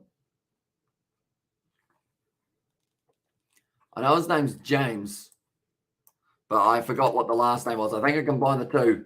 James Semple, it's not him. James Wilson, no, it's not him. James Riley, was it? No. I've forgotten what the last name was of the other man, but the teams have made their way back out onto the field. Porty Stones is going to be there. No, Crusaders all the way. And in there. And we will go like this. And we will go like this as well. This should be, there we go. Those are the two lineups that they have got in terms of the reserves. Devery, Numia, May for his 100th game. Princep, Iosi, Judd, Garden-Bishop, and Balin Sullivan on debut. Then for the Crusaders, Klein, Bauer, Tamati Williams. Going to be a big man to watch out for. Strange, Dunshay, Drummond, Hickey on debut. And then Sever Reese. Going to be another one that the Crusaders have got up their sleeve. Crusaders. That was me saying Crusaders, but you can't say that very quickly without having some real trouble with the mouth. The Hurricanes will be kicking off this one. And we are inside a Forsyth Barr. No Highlanders in sight, though, which is always a weird occurrence. Big hit straight away from Victor Umanga Jensen. And my Tongan coach in high school was a fly-up and built like a Tonka truck, but as fast as a bullet, 45, and could outrun the whole team. As that one also we have got there. Hey, brother, how's the Argentinian going? Says Maxi for Pablo Matera. He's going very nicely so far. It looks like he's fitting in with the loose forward trio, like as if he's been there for a while, Pablo Matera, and he's going to be able to give the youngsters quite a bit of experience, I would think, alongside Cullen Grace, although Cullen Grace giving away a couple of penalties so far, but Tom Christie making 11 tackles. That was early. And then rushing up. Currently, Pablo Matera actually making that tackle. Does he win the penalty? No, his knees are down. I was going to say that would be perfect timing. He just won himself the penalty there. Porty Stones there, 45 metres out. Trying to get straight on that one. Christie not able to get the turnover. Ruben Love kicking behind, seeing the space. And now giving the ball straight to Will Jordan. That is not who you want to be running onto the ball, because he has got insane pace and a good boot on him as well. Kick that one into touch. And also, do you know anywhere I can watch the game for free? Says Coop. It does depend on the country you're in. I know that one of the games is always on Prime in New Zealand, which might be a good option. Any help would be good. So yeah, Prime in New Zealand normally have one of the Super Rugby games a weekend. So I assume that this game would probably be the one that they do decide to have. Geordie Barrett there, almost a bit of a juggle. Inor, I want to drag him down. David Arvili, he's been very prominent around the side of the breakdown. Currently, he's always there as the first receiver. He is needed to suffer more once again, putting that ball down. They've got the option of either the scrum feed or the line out there. But just not quite able to get onto that one. It was the wide cutout pass. Running onto it. He's quick, but just not quite that quick. And Crusaders going to pull away here, taking that lead at Boval halftime was nice. And also Prime has the Winter Olympics. Oh, so they've got the Winter Olympics. Okay. So I guess maybe tomorrow they might actually have one of the ones. I'm actually going to look at a Sky Guide. Sky Guide. I'll see whether or not Prime actually has it tomorrow. I think they normally do it the next day. I don't think you can see it live on Prime though, sadly, but you will be able to see a full match replay. Okay, Prime. Little bit of information that they have got. I like to think that they've got the rugby, but they Super Rugby Chiefs versus Highlanders, 11 a.m. tomorrow is when you can watch the first game. And that might be the only one of the weekend that they will be showing on there. And okay, and there as well. Yeah, no, it is just the Chiefs versus Highlanders game that they have got on there. A little bit of a juggle from Blackwell now out to Julian Savia halfway, and he has broken through the tackle of Whitelock. Those two have had quite a nice little battle between them in this matchup. Flanders passes back, Love out of Geordie Barrett. Umaga Jensen sets back on the inside, but dragged down nicely by Brandon Eno. Aussie game is on Gem at 8:30 Queensland time. Is Gem a free option over there, Brent? Do let me know. In fact, are all of the Aussie games on for free in Australia? I feel like I remember something about that, or maybe it was last year that they did have that. And also Winter Olympic takes over everything, says Cook there. And also we have got there, hi, so I haven't been on any streams for a while. Sorry, says the two Aussies. No worries at all, mate. It's good to see you once again. Hope you have been keeping well. Duplessis Karefi is struggling at the moment with a bit of an injury, but they will be taking on the 3 points here, the Crusaders. And this has been good because they've actually scored more points while being down to the 14 men in the last little while. Straight on the ball. David Havili it was, in fact, a big old hard clap there from Scott Robinson, who was loving that one. I think Duplessis Karefi, his left hip does not look good. And yeah, that does not look good. So Brennan Iosi making his way out. 9 gem free, as I said, Brent. So maybe if you have got a VPN coop, you could end up kind of going onto an Australian site and being able to watch it through that way for free. Although I guess it's not really for free if you did have to pay for the VPN. But if the VPN is something you already had, maybe slightly free. Is there such a thing as slightly free? I feel like it's either free or it's not free, isn't it? Now, Fergus Burke, 44 minutes into this game currently, and we'll be looking to add a few more points on the board for the Crusaders. Now, the game in pre-season between these two sides was extremely close right up until the final moment, and then the Hurricanes scored themselves a match-winning try right at the death. Fergus Burke has got that one. I think I make that face every time someone kicks now, and I don't know why, and I don't know how long it's going to stick around for, but every time someone kicks, I go, it's a good striker. The ball from Fergus Burke. I don't believe he's missed any tonight, which is always very useful. But Forsyth Barr, it just looks weird not having the people there. So hopefully in the future, after the first 3 rounds, we can start having crowds back at Super Rugby games. But Ollie Jaeger making his way back out onto the field. Although probably not for too long. Tamaiti Williams will be waiting for his opportunity to get going out there. George Bridge once again hit hard by Pori Rakati Stones. And Umaga Jensen has to release them 25 metres out from their own line here. Hall going back to Joe Moody, drawing pass, wide cutout pass, right out to Whainanuk, who already got the 2. Can he get his 3rd? And the hat trick driven back inside of his own 22, though. So it's a long way to go before they get to the try line. Julian Savia has fallen over the top of that breakdown. Now attacking hard, Joe Moody. Tackled well by it as the replacement, Brayden Iosi. And also, what do you watch the game on? I have got a Sky subscription, so I do watch it on Sky Sport, Sky Sport Go. Sky Go, I do watch it on. There is also Sky Sport now. Oh, Brett Cameron went down. In fact, it would have been Fergus Burke. I wasn't too happy about that one. Hey, Amish and family, I just got home ready to watch this banger as well, says Deslis. I hope you're doing well, mate. We've also got the Reds versus the Rebels taking place a little bit later on tonight. And that should be also just as good of a game. The boots are very bright today for some players. I know that Brad Weber had the bright boots. Sean Stevenson had the bright boots. I don't know who the sponsor is that has bright boots, but they do look very nice. David Arvilli looks a little bit rocky on his feet after being bumped off there. Like he's trying to walk it off currently. It is in the hands of the Hurricanes. Though intercepted, David Arvilli is going to have to run it off because he is now running with the counter-attack. Tries to find the offload. Gives it to Ruben Love. And it's going to be the counter-attack here. Savia was too far behind him, and he couldn't quite regather it. Pablo Matera puts the ball down inside of the 22 now for the Crusaders, but it was almost counter-attack from counter-attack to counter-attack. Will Jordan now, that man knows a thing or two about counter-attack and rugby. Gabe Renhall going to be kicking this one downfield now into touch, almost in the back of Ollie Jaeger. It's a good clearance. Proctor takes it quickly. It goes over the top of Geordie Barrett, though, but he's still got plenty of time, as it is just going to be Two other men going after him. I believe it was actually Whitelock and Jaeger. Now, Will Jordan, he's got Whainānuku with him, trying to break through the tackle. Currently, this game is just going quick and then quick again. We have got there, they Rat Mwanga and Cotton Wool. He's played bugger all footy, and he's still on holiday mode, bruh, is on there. And also, I used to watch it on there, but it got too expensive, says Coop. It is quite an expensive one. Nice kick of mine from George Bridge, $40 a month. I'm kind of doing two conversations at once, but yeah, $40 a month. This guy's bought now offload to Geordie Barrett now.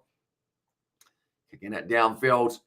And this one doesn't find touch. Great hands from Fergus Burke. Rough pass goes over the top. It's just a kind of comedy of errors at the moment from both sides. Whainānuku kicks that one almost backwards. He's almost been able to take it back, though. Will Jordan gets it. Being passed back across. I don't know whether or not both sides are looking for touch now or whether or not they're just going to keep on playing force back. Kick down the middle of the field. Taken now by Ruben Love. Does he kick it for touch? Does look like he is going to be, and it does find touch now. And listening to you out of South Africa, Crusaders fan as well, says Jerome, so welcome in to the live stream, mate. It must be morning over there is at about 9:15, somewhere around there. Tony Blaze has been ages, bro. Says Tesla there.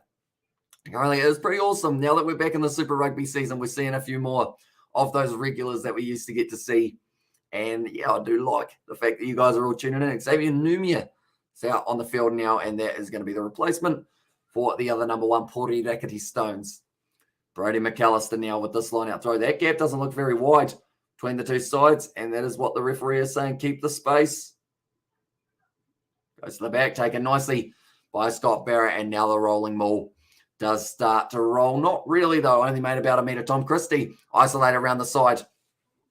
A very nice tackle on him. Bryn Hall commanding. He gets a few other big forwards in there, and also we've got the Crusaders all the way. And there says Coop. Ball being put high from Bryn Hall. Be a good challenge in the air. No, Whainānuku not quite able to get onto that one. They say that he didn't get hands to it, though. So now it is once again going to be back on the side of the Crusaders. Fergus Burke bounce pass. Oh, okay. Pablo Matera decided that he wanted to do a quick dance with the legs. Ended up with one of the feet slipping out from underneath him. It's going to be another advantage there. The Crusader Scott Barrett attacking run, but great tackle from Julian Savia, and it's going back for the penalty. And yeah, and then she's like, Jeremy, brother, long time. Hope all is well, my bro. Here's your Johnny Blaze there.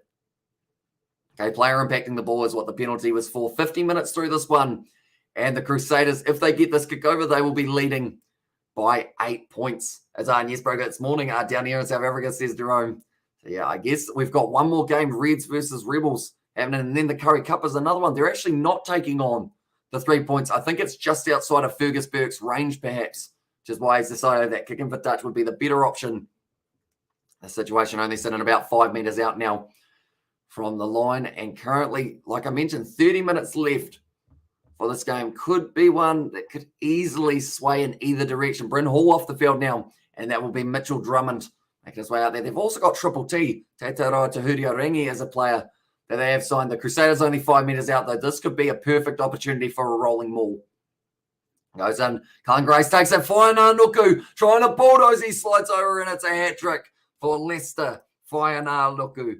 And now, because of it, that is going to be 50 minutes, and he's got his hat trick, scoring 3 of the tries. He's the only Crusaders player who has been able to get over the try line, and he's done it multiple times. I'm actually surprised the Canes are keeping up with the Crusaders. I think that weak tight 5 would be trampled from Matera and his greens and red, says Johnny Blaze. But it's a nice try there. Cullen Grace offloads it back to Whainānuku. Just ends up falling down, but they can't stop him. You've got to make sure that you commit to that tackle, or else he slides over the line. Crusaders will ISSD in there. And there's another try for the Crusaders now. And I believe with that try, they need one more. Then they will be able to lead towards that bonus point. You need 3 or more than your opposition. Doesn't show, doesn't watch. Curry Cup too slow, as says Jerome there. I assume you're loving Super Rugby being back. This game, like, my voice is going to be gone by the end of the night because the 2 New Zealand games have been that fast-paced, and the names sometimes are that long that it's pretty much you say one name and you're saying the next before you finish the last one. And Yahoo Sater says, Lord, and also you too, Johnny brother. I miss everyone in here.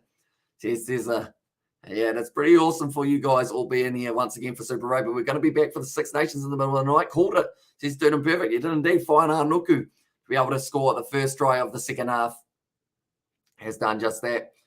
And Quinton Strange out on the field now for Sam Whitelock and Sever Reese making his way out there. I believe that would be for George Bridge. They wouldn't have taken Whainānuku off right after he scored. Surely Quinton Strange straight into the action. He's taken that one 25 metres out and up the Canes, but Crusaders got this. They have Will Jordan. Says he's a phenomenal talent. Will Jordan just keeps on going, running quick as well. He hasn't been able to score himself a try as of yet, but I believe they've made pretty much all of the changes in the backline that they will be, other than maybe the replacement at number 10 is Simon Hickey. It's a great kick downfield from Braden Nenoi. It was close.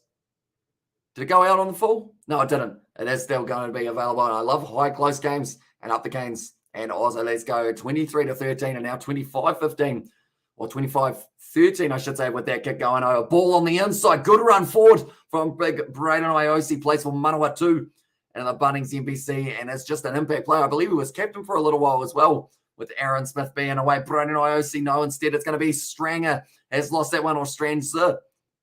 Sangster. Sangster's the name. Almost. Is it a 50-22 now? Dolman's going to have to check on this one. He's not too sure. He has just said into the microphone. I love close games. But Sangster was going down to ground. It just ripped away by Mitch Drummond. Kicks it in behind.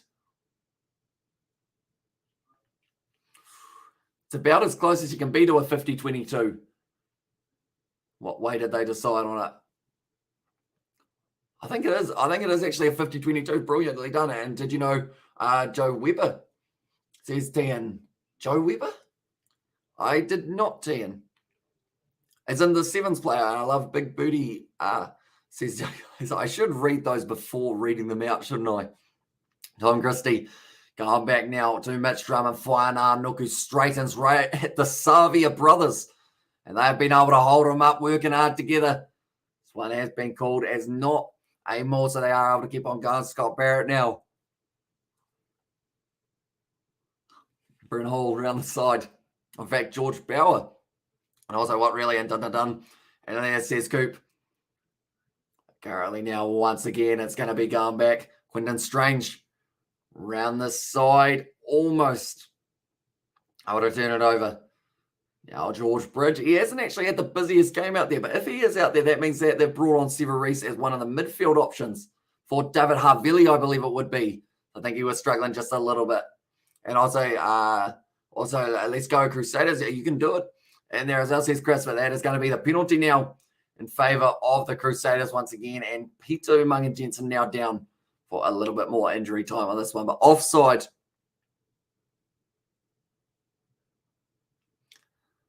They looked weird seeing that angle because, like, he had his eyes wide open, but I assume it's actually a leg injury.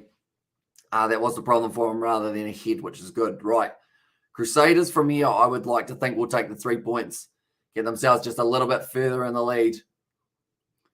Okay, so it's bounced off the head of George Bridge right on the mush when he was trying to go for that one. He wasn't sure where the ball ended up. He looked up going, geez, that smacked into my face quite hard. And also we have got the RIP to his dread mullet as well. Says Johnny Blaze, when did it happen, T, and how recently was it? Currently 55 minutes through in this one, and we will quickly make sure, are we still running smoothly? This one, I believe so. So yeah, it has gone over, and it is a very good kick once again.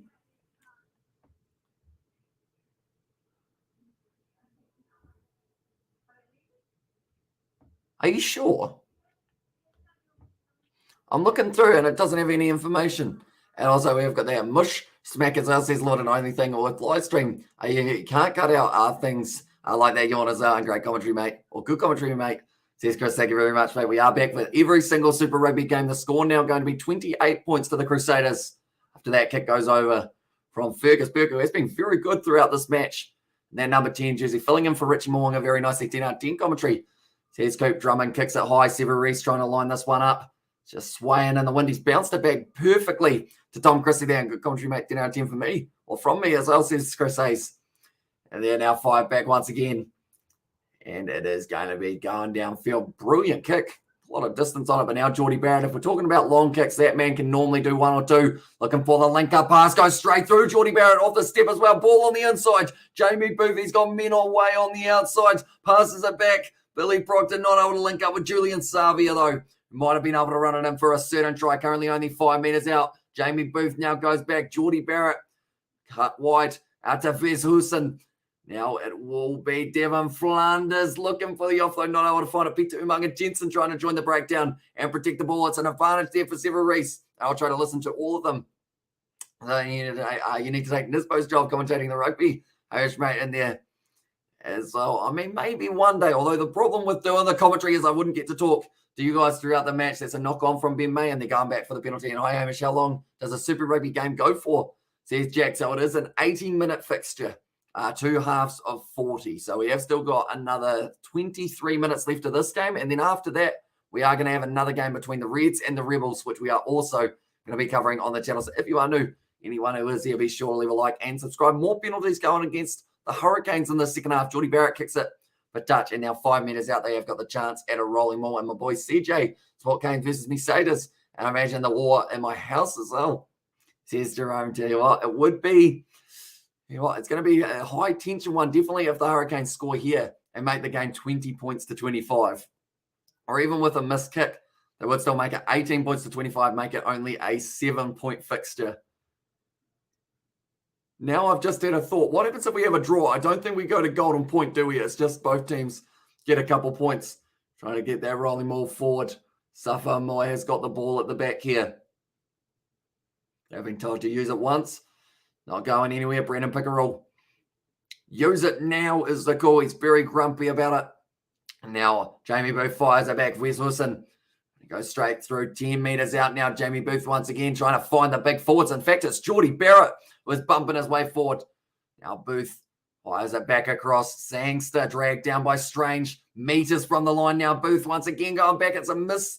Little bit of a juggle there. Now Peter Umaga Jensen out to Geordie Barrett. It looks like he's going to be backing himself once again, trying to fend off Brody McAllister. But he has been able to wrestle him down. And also, do you play rugby? I'll sub now. Do you do highlights? And then says Cooper, unfortunately, we are unable to show any match footage or audio, but Super Rugby is the place to go if you do want to watch the highlights of this game. They have got their YouTube channel. And also the All Blacks YouTube channel, in fact, will have it as well. And also, are you back in the Crusaders? Says Chris. In this one, before the game, I said the Crusaders by less than 7.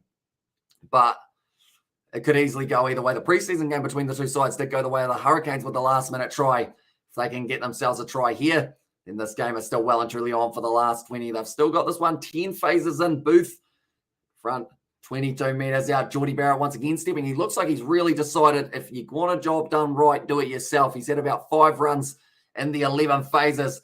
Now Xavier Numia carries himself forward just a little bit further. Jamie Booth, they need that gap to open up. Ruben Love, the last thing they want is a handling error. Ben May has been able to hang on to it nicely, rushing up. Scott Barrett timed it beautifully. Jamie Booth, is he all right? He looks like he might be staying down for a little bit longer, although I think it was just a brilliant tackle on him. Now Geordie Barrett once again now 50 meters out. The Crusaders trying to protect this ball, or trying to get this ball, I should say. The Hurricanes going short on a Safa now, putting the kick in behind. Just something you don't really see from a hooker every day. Actually, it's becoming more common though, isn't it? And also, go the Crusaders. Says Cope going to be kicked in behind once again. A lot of space here. Starting to open up. Sits up nicely for Billy Proctor inside of the 22. Now he's outside of the 22. I think he took that out. And he did. So now it is a big mistake there and go. Says Coop there, but Proctor getting that one well and truly wrong. Just planting the front foot on the line.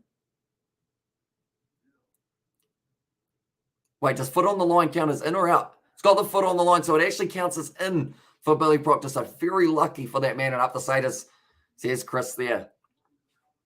So I guess big question for you, ladies and gentlemen. Top 3. Who are your top 3 teams that you are saying are going to be top 3 of Super Rugby? Crusaders, I assume, is one for a few of you. Who else are you going up there? You're going to the Blues, maybe the Reds. Think their way out there. But Richard Judd now, he is going to be out there. And that is going to be the replacement of Jamie Booth. And Tamaiti Williams out there for Ollie Jaeger. Another opponent now for the Hurricanes. Richard Judd goes across the Brandon Iosi, dropping the shoulder, going through the tackle with Fergus Burke. Now Savia around the side, breaking through the pace of Savia, trying to ankle tap him. They don't get him. And Savia scores. And that is going to make them go right up to the 20 because it's a nice, easy kick as well. But it is Julian Savia does end up scoring that one. No, sorry, it's Artie Savia. Savia. And there as well. And he was just round the side of the breakdown. Brilliantly done by the skipper. And now after 70 or so minutes here, getting just that little bit closer, I believe. In fact, we're only 62 minutes through this game. This is going to be a close finish by the looks of it. And also, the Crusaders, my brothers, I like this, boys. And Crusaders, Blues, and Chiefs, says Lord. There, and also Reds and Blues, aka Bloods and Chris, says Hank. And Artie Savia scores the try now. Geordie Barrett straight out in front. Shouldn't have any chance of missing this kick with how close he is. Okay, they're checking for a potential knock-on. I thought I saw one initially from Ben May. They haven't even gone to it yet, but that was the first thing. I thought it was just, they just went straight over the top, so don't worry. I think I'm confident enough to take this one away, because if I did see it right correctly, originally Ben May in the line-out was the one who did end up just having a little bit of a fumble of the ball, and I thought it was going to be a double knock-on. Right, it goes over. Quinton Strange there hits the ball backwards. This is where we see Ben May get the hand on the ball, I believe. Or does he? It's whether or not he got a fingertip to it.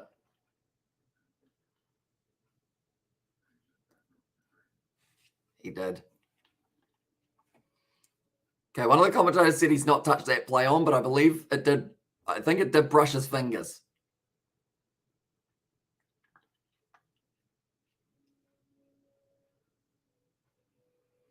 Okay, they need clear evidence to overrule it. I think it's going to be, because they can't see whether or not it is absolutely clear, and Crusaders, Landers, and Canes as well. Okay, they're saying it's off Scotty Barrett, so because of that, I believe that one will still stand. And also we have got that 1 Crusaders, 2 Blues, and 3 Reds. Dun, dun, dun.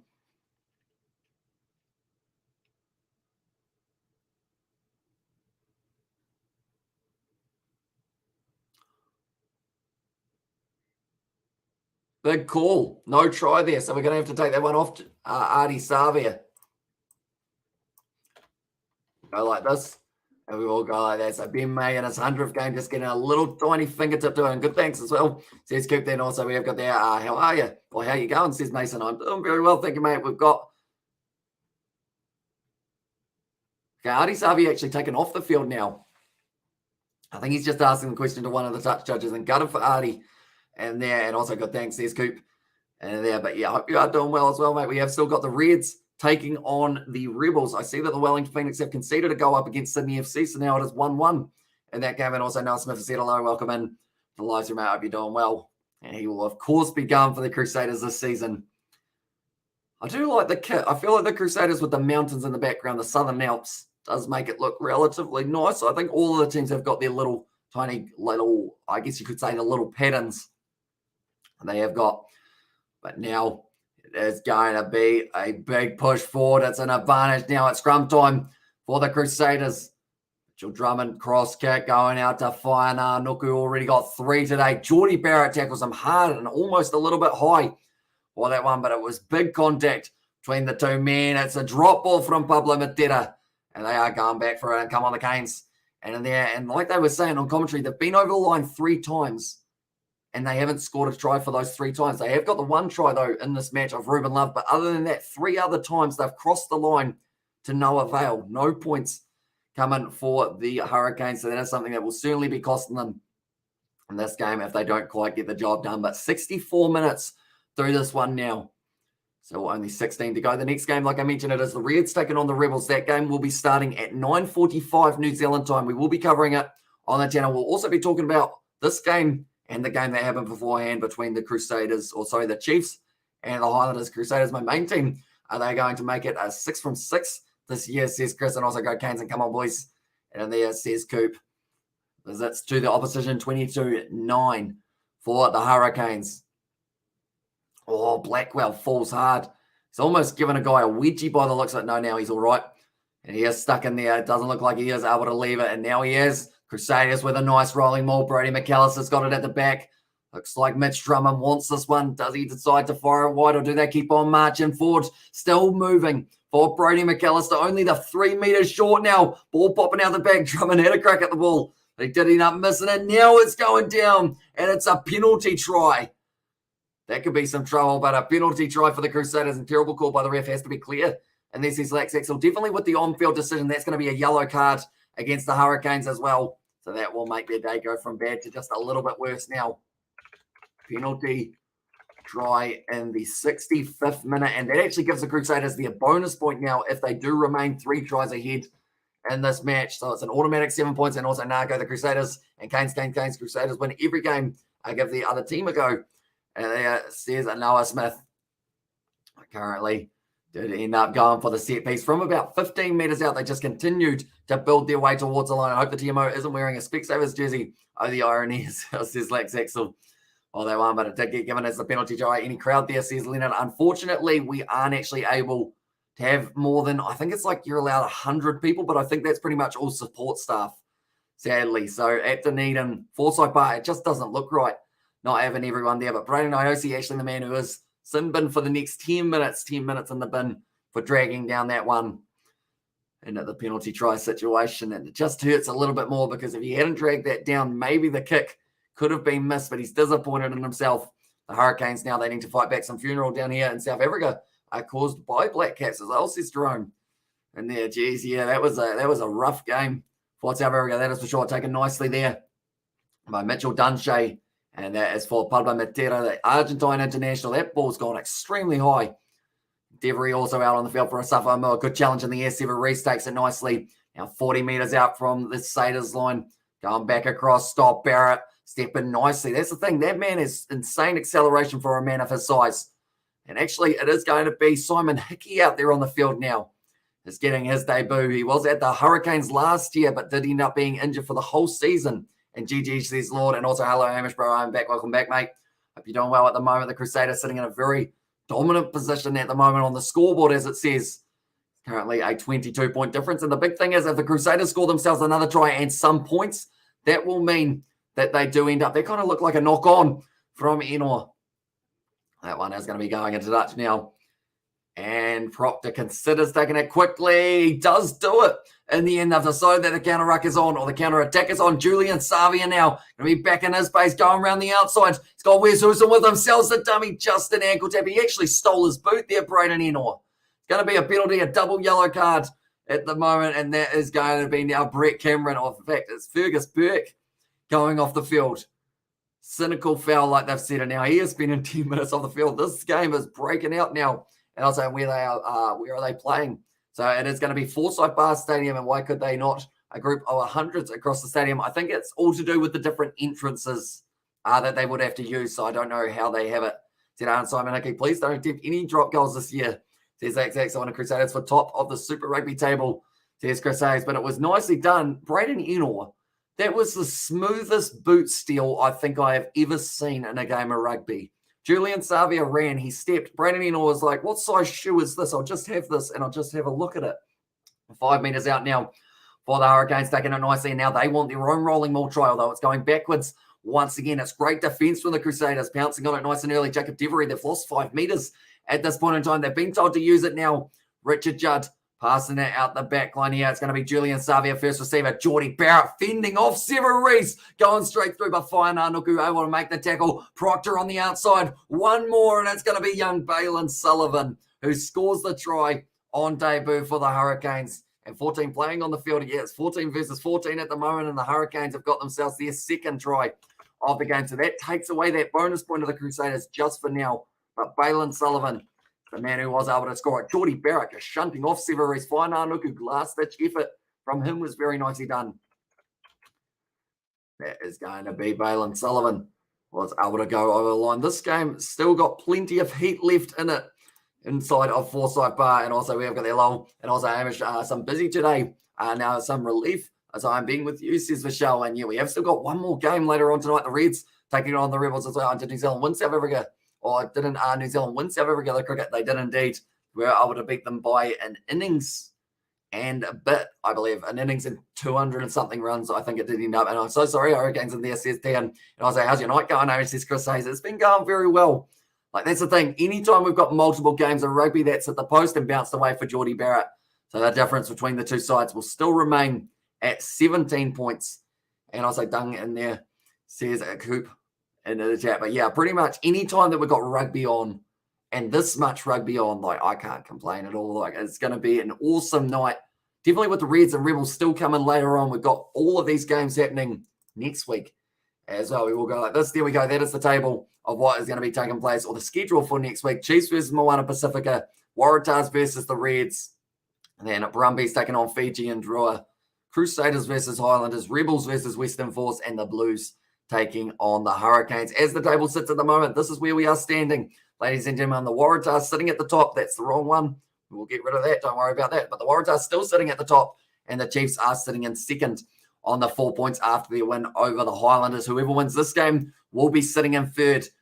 Quinton Strange trying to get straight over the ball. It almost works out for them, and it does indeed. Now the Crusaders stealing this one straight back. George Bauer having his carry, and it seems like they were really just trying to get that bonus point at the moment. The Crusaders, they've decided it has been taken away from them. They don't want that to happen again here. And go Crusaders, they're standing as the old man and a lady. Ahadi Eve, Crusader supporters, bro. They aren't, believe it or not. Okay, we're going back. Ruben Love off the field for Jackson Garner Basham as well.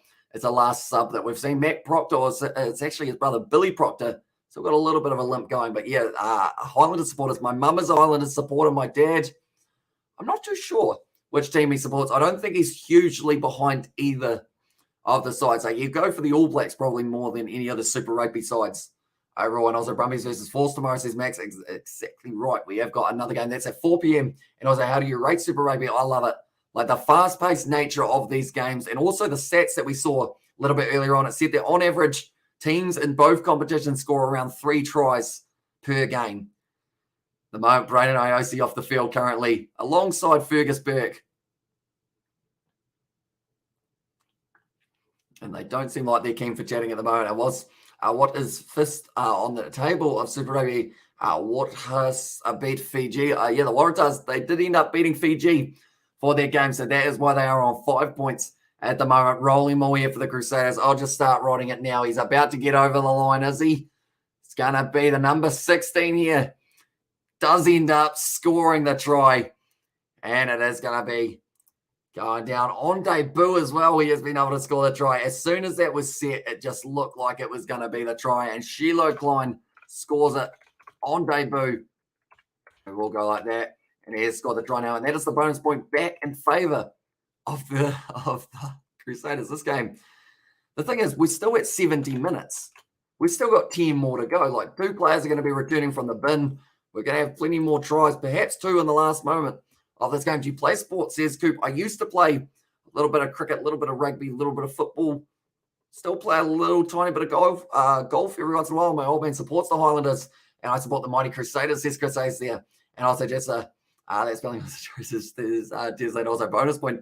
There's the Lord. So as long as they don't end up conceding another try, he just got a bit of a thigh punch from Scott Robertson. I feel like that's an honour, get thigh punched by that man. Currently now, Simon Hickey, 15 matches, 124 points. He was originally, I believe he was at the Blues. Then he went to the Hurricanes last year. He's got that kick over. So that is going to make it 42 now to 18. But yeah, he was at the Blues. Then he went to the Hurricanes. Then he's now at the Crusaders. He kind of makes his way all around the country, depending on what region he would like to be living in, I believe. But currently with the Bubbles the way that they are, they're all living in Queenstown, and they don't have any other option at this stage. But Jackson Garden Bishop now kicking this ball high to the 22. Taken nicely there by Simon Hickey. Just kick that one. Geez, that went high for a clearance. It's going to be going down. Do they take it quickly on Wade? And Geordie Barrett decides against it in the end. And now 45 metres out, it is going to be the line-out throw for the Hurricanes. So it's currently 7 tries in this match have been scored. James Blackwell goes back down to Judd, Garden Bishop, Savia. Now on the outside to Proctor, Geordie Barrett trying to run straight at Lester Whaiananuku. Those two have actually had more of a battle than Lester Whaiananuku and Julian Savia, which was the original one that I thought we were going to get to see. Who's your favourite Super Rugby team? I just love watching them all. Like the fact that we've got 12 teams now rather than 10 just means we get 1 extra game a week. Perfect. Absolutely perfect as well. But now it is going to be kicked into touch for Geordie Barrett. Tackler not releasing was the penalty there. And 20 metres out now, the Hurricanes are going to try and take that bonus point away from the Crusaders once again. They're sitting on 18 points at the moment. For them to get their own bonus point, 2 converted tries would put them up to 32, wouldn't it? That would. 32 still not enough, so they actually need two thingy-mabobs, 2 tries and something else. Balin Sullivan it was. I always said Zahn Sullivan, but of course he's at the Blues for this season. James Blackwell once again with an attacking run. Richard Judd goes short to the hands of Reed Prinsep. Aggressive carry straight away when he gets his way out onto the field, and he was tackled by Quinton Strange. Now off back one, Jackson Garden Bishop goes to Balin Sullivan trying to step on the outside. Missed tackle from Whainā Nuku, and Balin Sullivan elusive in the way that he was running forward to play in the Bunnings NPC was very good. Geordie Barrett, he's dragged down by his brother Scott, who stops him from scoring the try. Brutal for the Barrett family. They're probably not going to be talking over dinner, but James Blackwell now still 5 meters out. Judd goes back to Garden Bishop. Tavi, I don't know whether or not that pass was intended for him, but he's still going to try and make his way forward. Judd now once again. Is it a penalty? Yes, it is against Severise. And also what Super Rugby team is closer to you. So I'm halfway in between the Crusaders and the Highlanders in location in New Zealand. So I'm in the South Island and I'm kind of smack bang in the middle. Like you could literally probably go the same, like both ways, and you get to both stadiums in the same time. If Crusaders take out the comp this year, will you wear a Crusaders top image? I will if I own one. Geordie Barrett scores that one. And at the moment, I see that shirts are very expensive for them, but Geordie Barrett, he's worked hard throughout this game. That time Scott wasn't able to stop him from going over, and that's going to be the bonus point taken away again. We're only at 74 minutes. We've already had 2 tries scored in the last 4 minutes of this game. It's going to keep on going. Come on, the gains. 2 tries and a conversion and a penalty try. And there says Coop. But that's the thing. We've had 2 tries in the last 4 minutes. We could have another 2 tries in the next 4 minutes. It's still not over, which is weird because it should be at 75 minutes. The yellow card of the Hurricanes is about to run out. They will be back to their full 15 men. Still a little bit longer, 2 minutes 40 of the Crusaders. I don't know, says Lord. And I'll donate you one, Hamish, as well, says Chris. You know what? If you were willing to give me a Crusaders kit, I would wear it. Even if they didn't win, I would still end up wearing it. I have actually got a Chiefs kit that was sent to me by one of you guys, and I do end up wearing it all the time. Although I didn't wear it for the Chiefs game earlier because of the fact that the Highlanders are close to me, so I was worried that people might get angry for the games to get the bonus point, bruh. As says Coop there, they certainly still need a lot more, that is for sure. But Scott Robinson doesn't look as happy. No more thigh punches for that man in the commentary box, or the coaching box, I should say.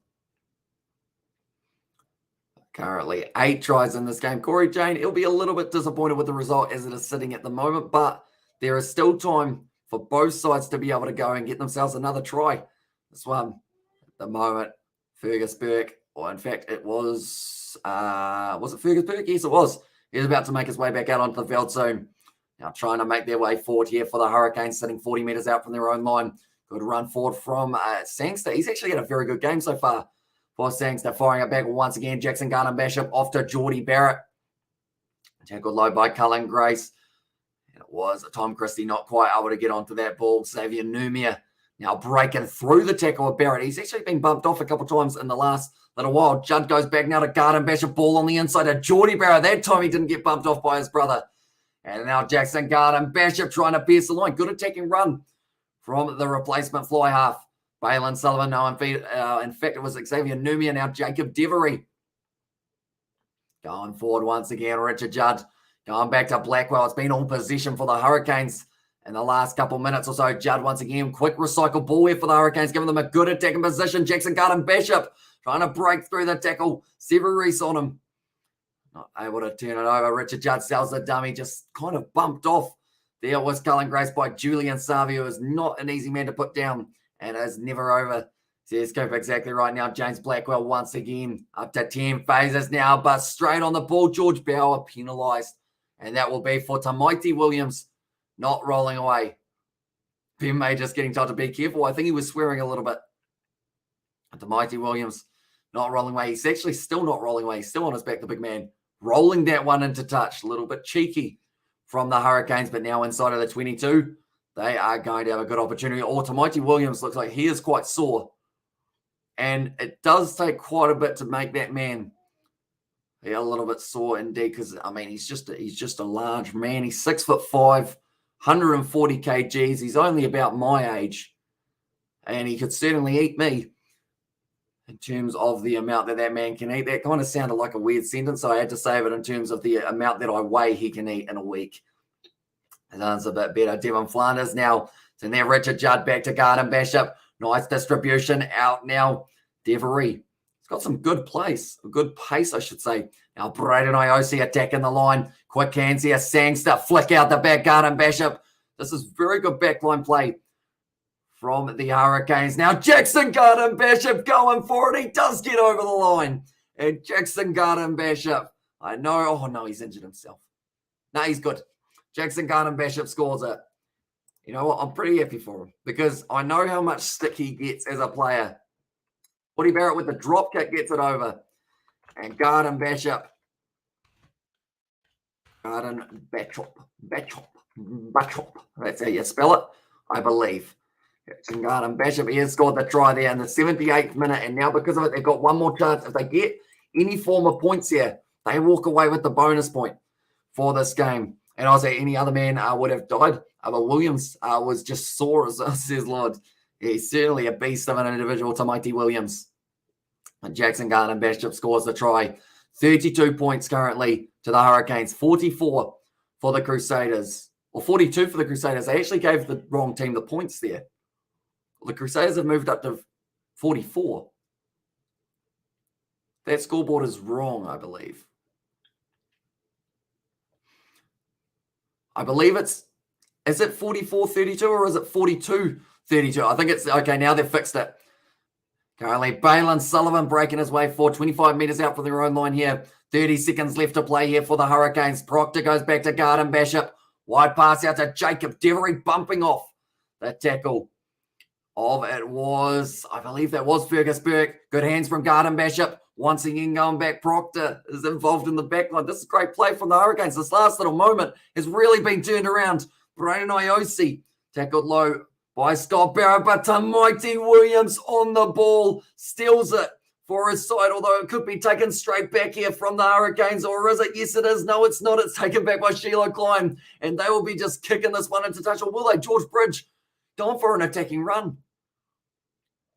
Leicester Whainanukau going again. George Bauer, what is going on here? The Crusaders have decided that they want to score one more try. I don't think they realise that scoring one more try doesn't help them in terms of getting themselves that bonus point. They just want one more, playing to the whistle. The stage, Tom Christie. Maybe we haven't heard the siren yet. Maybe that is why they are still going. Simon Hickey off to George Bridge now. Ben May or Brandon Iosi, I think, has got some cramp in the thigh or in the toes there. Now, George Bauer once again dragged down the Crusaders. They've decided that they're close enough and they are a feisty side on the outside. Whainanukau that way. Geordie Barrett's head went bang as well. He's going to be crawling back. Nah, he's gone down. That's not good for Geordie Barrett, but they're going to need a replacement for him. He took a hard head knock there. He will have a headache for days now. Crusaders strong tonight. And there's Aaron Spencer. Although I'd say the Hurricanes pretty strong as well. But Geordie Barrett, is he all right? He's actually got to take this kick. He's looking a little bit rattled there. I think. Okay, so Mighty Williams needs to get an HIA. If he's getting an HIA, then Geordie Barrett needs one too. It's a 2-for-1 deal. Get him off the field, test out his brain. We've got their GG and 32-25 lol. And there's his Scoop. And also we have got there, it is 42-32 and also 12 points separate for the draw. And also thanks Black Cats and Satyrs for a great winning weekend. Are now off to some club rugby down here in South Africa, says Jerome. So good luck with that one. And hopefully the team that you do want to win does win on those games as well. And Geordie Barrett never gives up. Says Aaron Spencer exactly right. And they are going to be attacking once again here for the Hurricanes. Shut down straight away. George Bauer losing his footing there. I don't think that can be a legal turnover. It's another penalty. Currently the Hurricanes. Balin Sullivan takes a quick tap. Was it the best choice? I mean, he decided that it was. Maybe because they don't actually have a Geordie Barrett option at the moment as a kicker. They were just like, oh, it's been put down by Xavier Numia. And that is the end of the game. And the difference is going to be 10 points. The Crusaders winning this game 42 points to 32. But what a game. It has been a high-scoring one between these two sides. The next game that we are going to be covering on the channel, it is going to be the matchup that has taken place between the Reds and the Rebels. And I believe we are starting that one at around about, I'm going to have to check the time that one has taken place. That one is going to be starting at 9:30. We will be starting for that one. So be sure to check out that one as well. you haven't already, but we will be starting that one at 9:30. And thank you all very much for tuning in. Artie Saves and there says Hamish Spencer. And tell you what, it was a close game. It was back and forth between them and GG. Great to have a rugby back, says Ank, exactly right. And the night is not done yet. We've got the Reds versus the Rebels tomorrow. We are going to be having the matchup between the Brumbies and the Western Force as well. Well, what a game. And see ya, says Jake. And also, as the game over, it is indeed. And Balin Sullivan needs to start slippery, says Cecil. Yeah, I guess the best way to describe him, I think I called him elusive. He just seems to be able to dodge tackles and he just slides, I guess you could say as well. Like, seems like he's going to be a hard man to put down, but at the end of the day, the Crusaders, they were able to win this game. They didn't get themselves a bonus point, though, and a difference of 10 points. Interesting. I believe at the start, I did mention about how, like, it could be, oh, Richard Judd's got a big gash on the side of his ear. That's not ideal. And also, will you do match reviews this season, says Jake. Not too sure whether or not we will have match reviews. We'll probably end up doing like a week summary of all the games, the results and everything, etc. along those lines, but probably not game-by-game reviews, just because with 3 games in a row, it does always mean that they're quite squeezed in to the same day. And good job, mate. And your legend, Hamish, says Crusaders. Thank you very much, mate. Look forward to seeing you in the future. Scott Barrett, he is looking spent after that game. 61% possession for the Hurricanes. They were so close to being able to find their way through. Is there a reason this game is being played at Highlanders home ground due to the COVID situations here in New Zealand? It does mean that they are going to be having all the games in Dunedin and Queenstown as their 2 locations in front of no crowd. So pretty much Queenstown will be the host of 2 games a week, and then Forsyth Barr will be the host of the other game that we have got, not at Christchurch or Hurricanes home ground, says Barry. But yeah, pretty much due to travel restrictions, it does make it a lot harder. Like, even a team making their way to Queenstown ended up getting a few positive cases, hence why Moana Pacifica versus the Blues didn't take place. An epic job, or good job, epic game. Thanks, Stream, as well. And he just serviced it. And there says Coop, and thank you, or TY Gaming, or Thai Gaming, I assume that would be. As I'm seeing at 9:30, time for Smoko, says Jake. Sounds like a plan. I think I'm going to have a snack for myself as well. But the Reds taking on the Rebels, that will be the next game. But thank you all very much for tuning in. If you did enjoy, sure to leave a like and subscribe. We've got plenty more action coming in the near future. I'll subscribe to your page, Hamish, says Chris there, and it is hugely appreciated, mate. And we've got plenty more rugby and cricket coming in the near future. But thank you all very much. Hope you enjoyed the live commentary. We will see you all at 9:30, which is in 30 minutes' time for the next game of Super Rugby, Reds taking on the Rebels. But see you all later. And you do have a great day /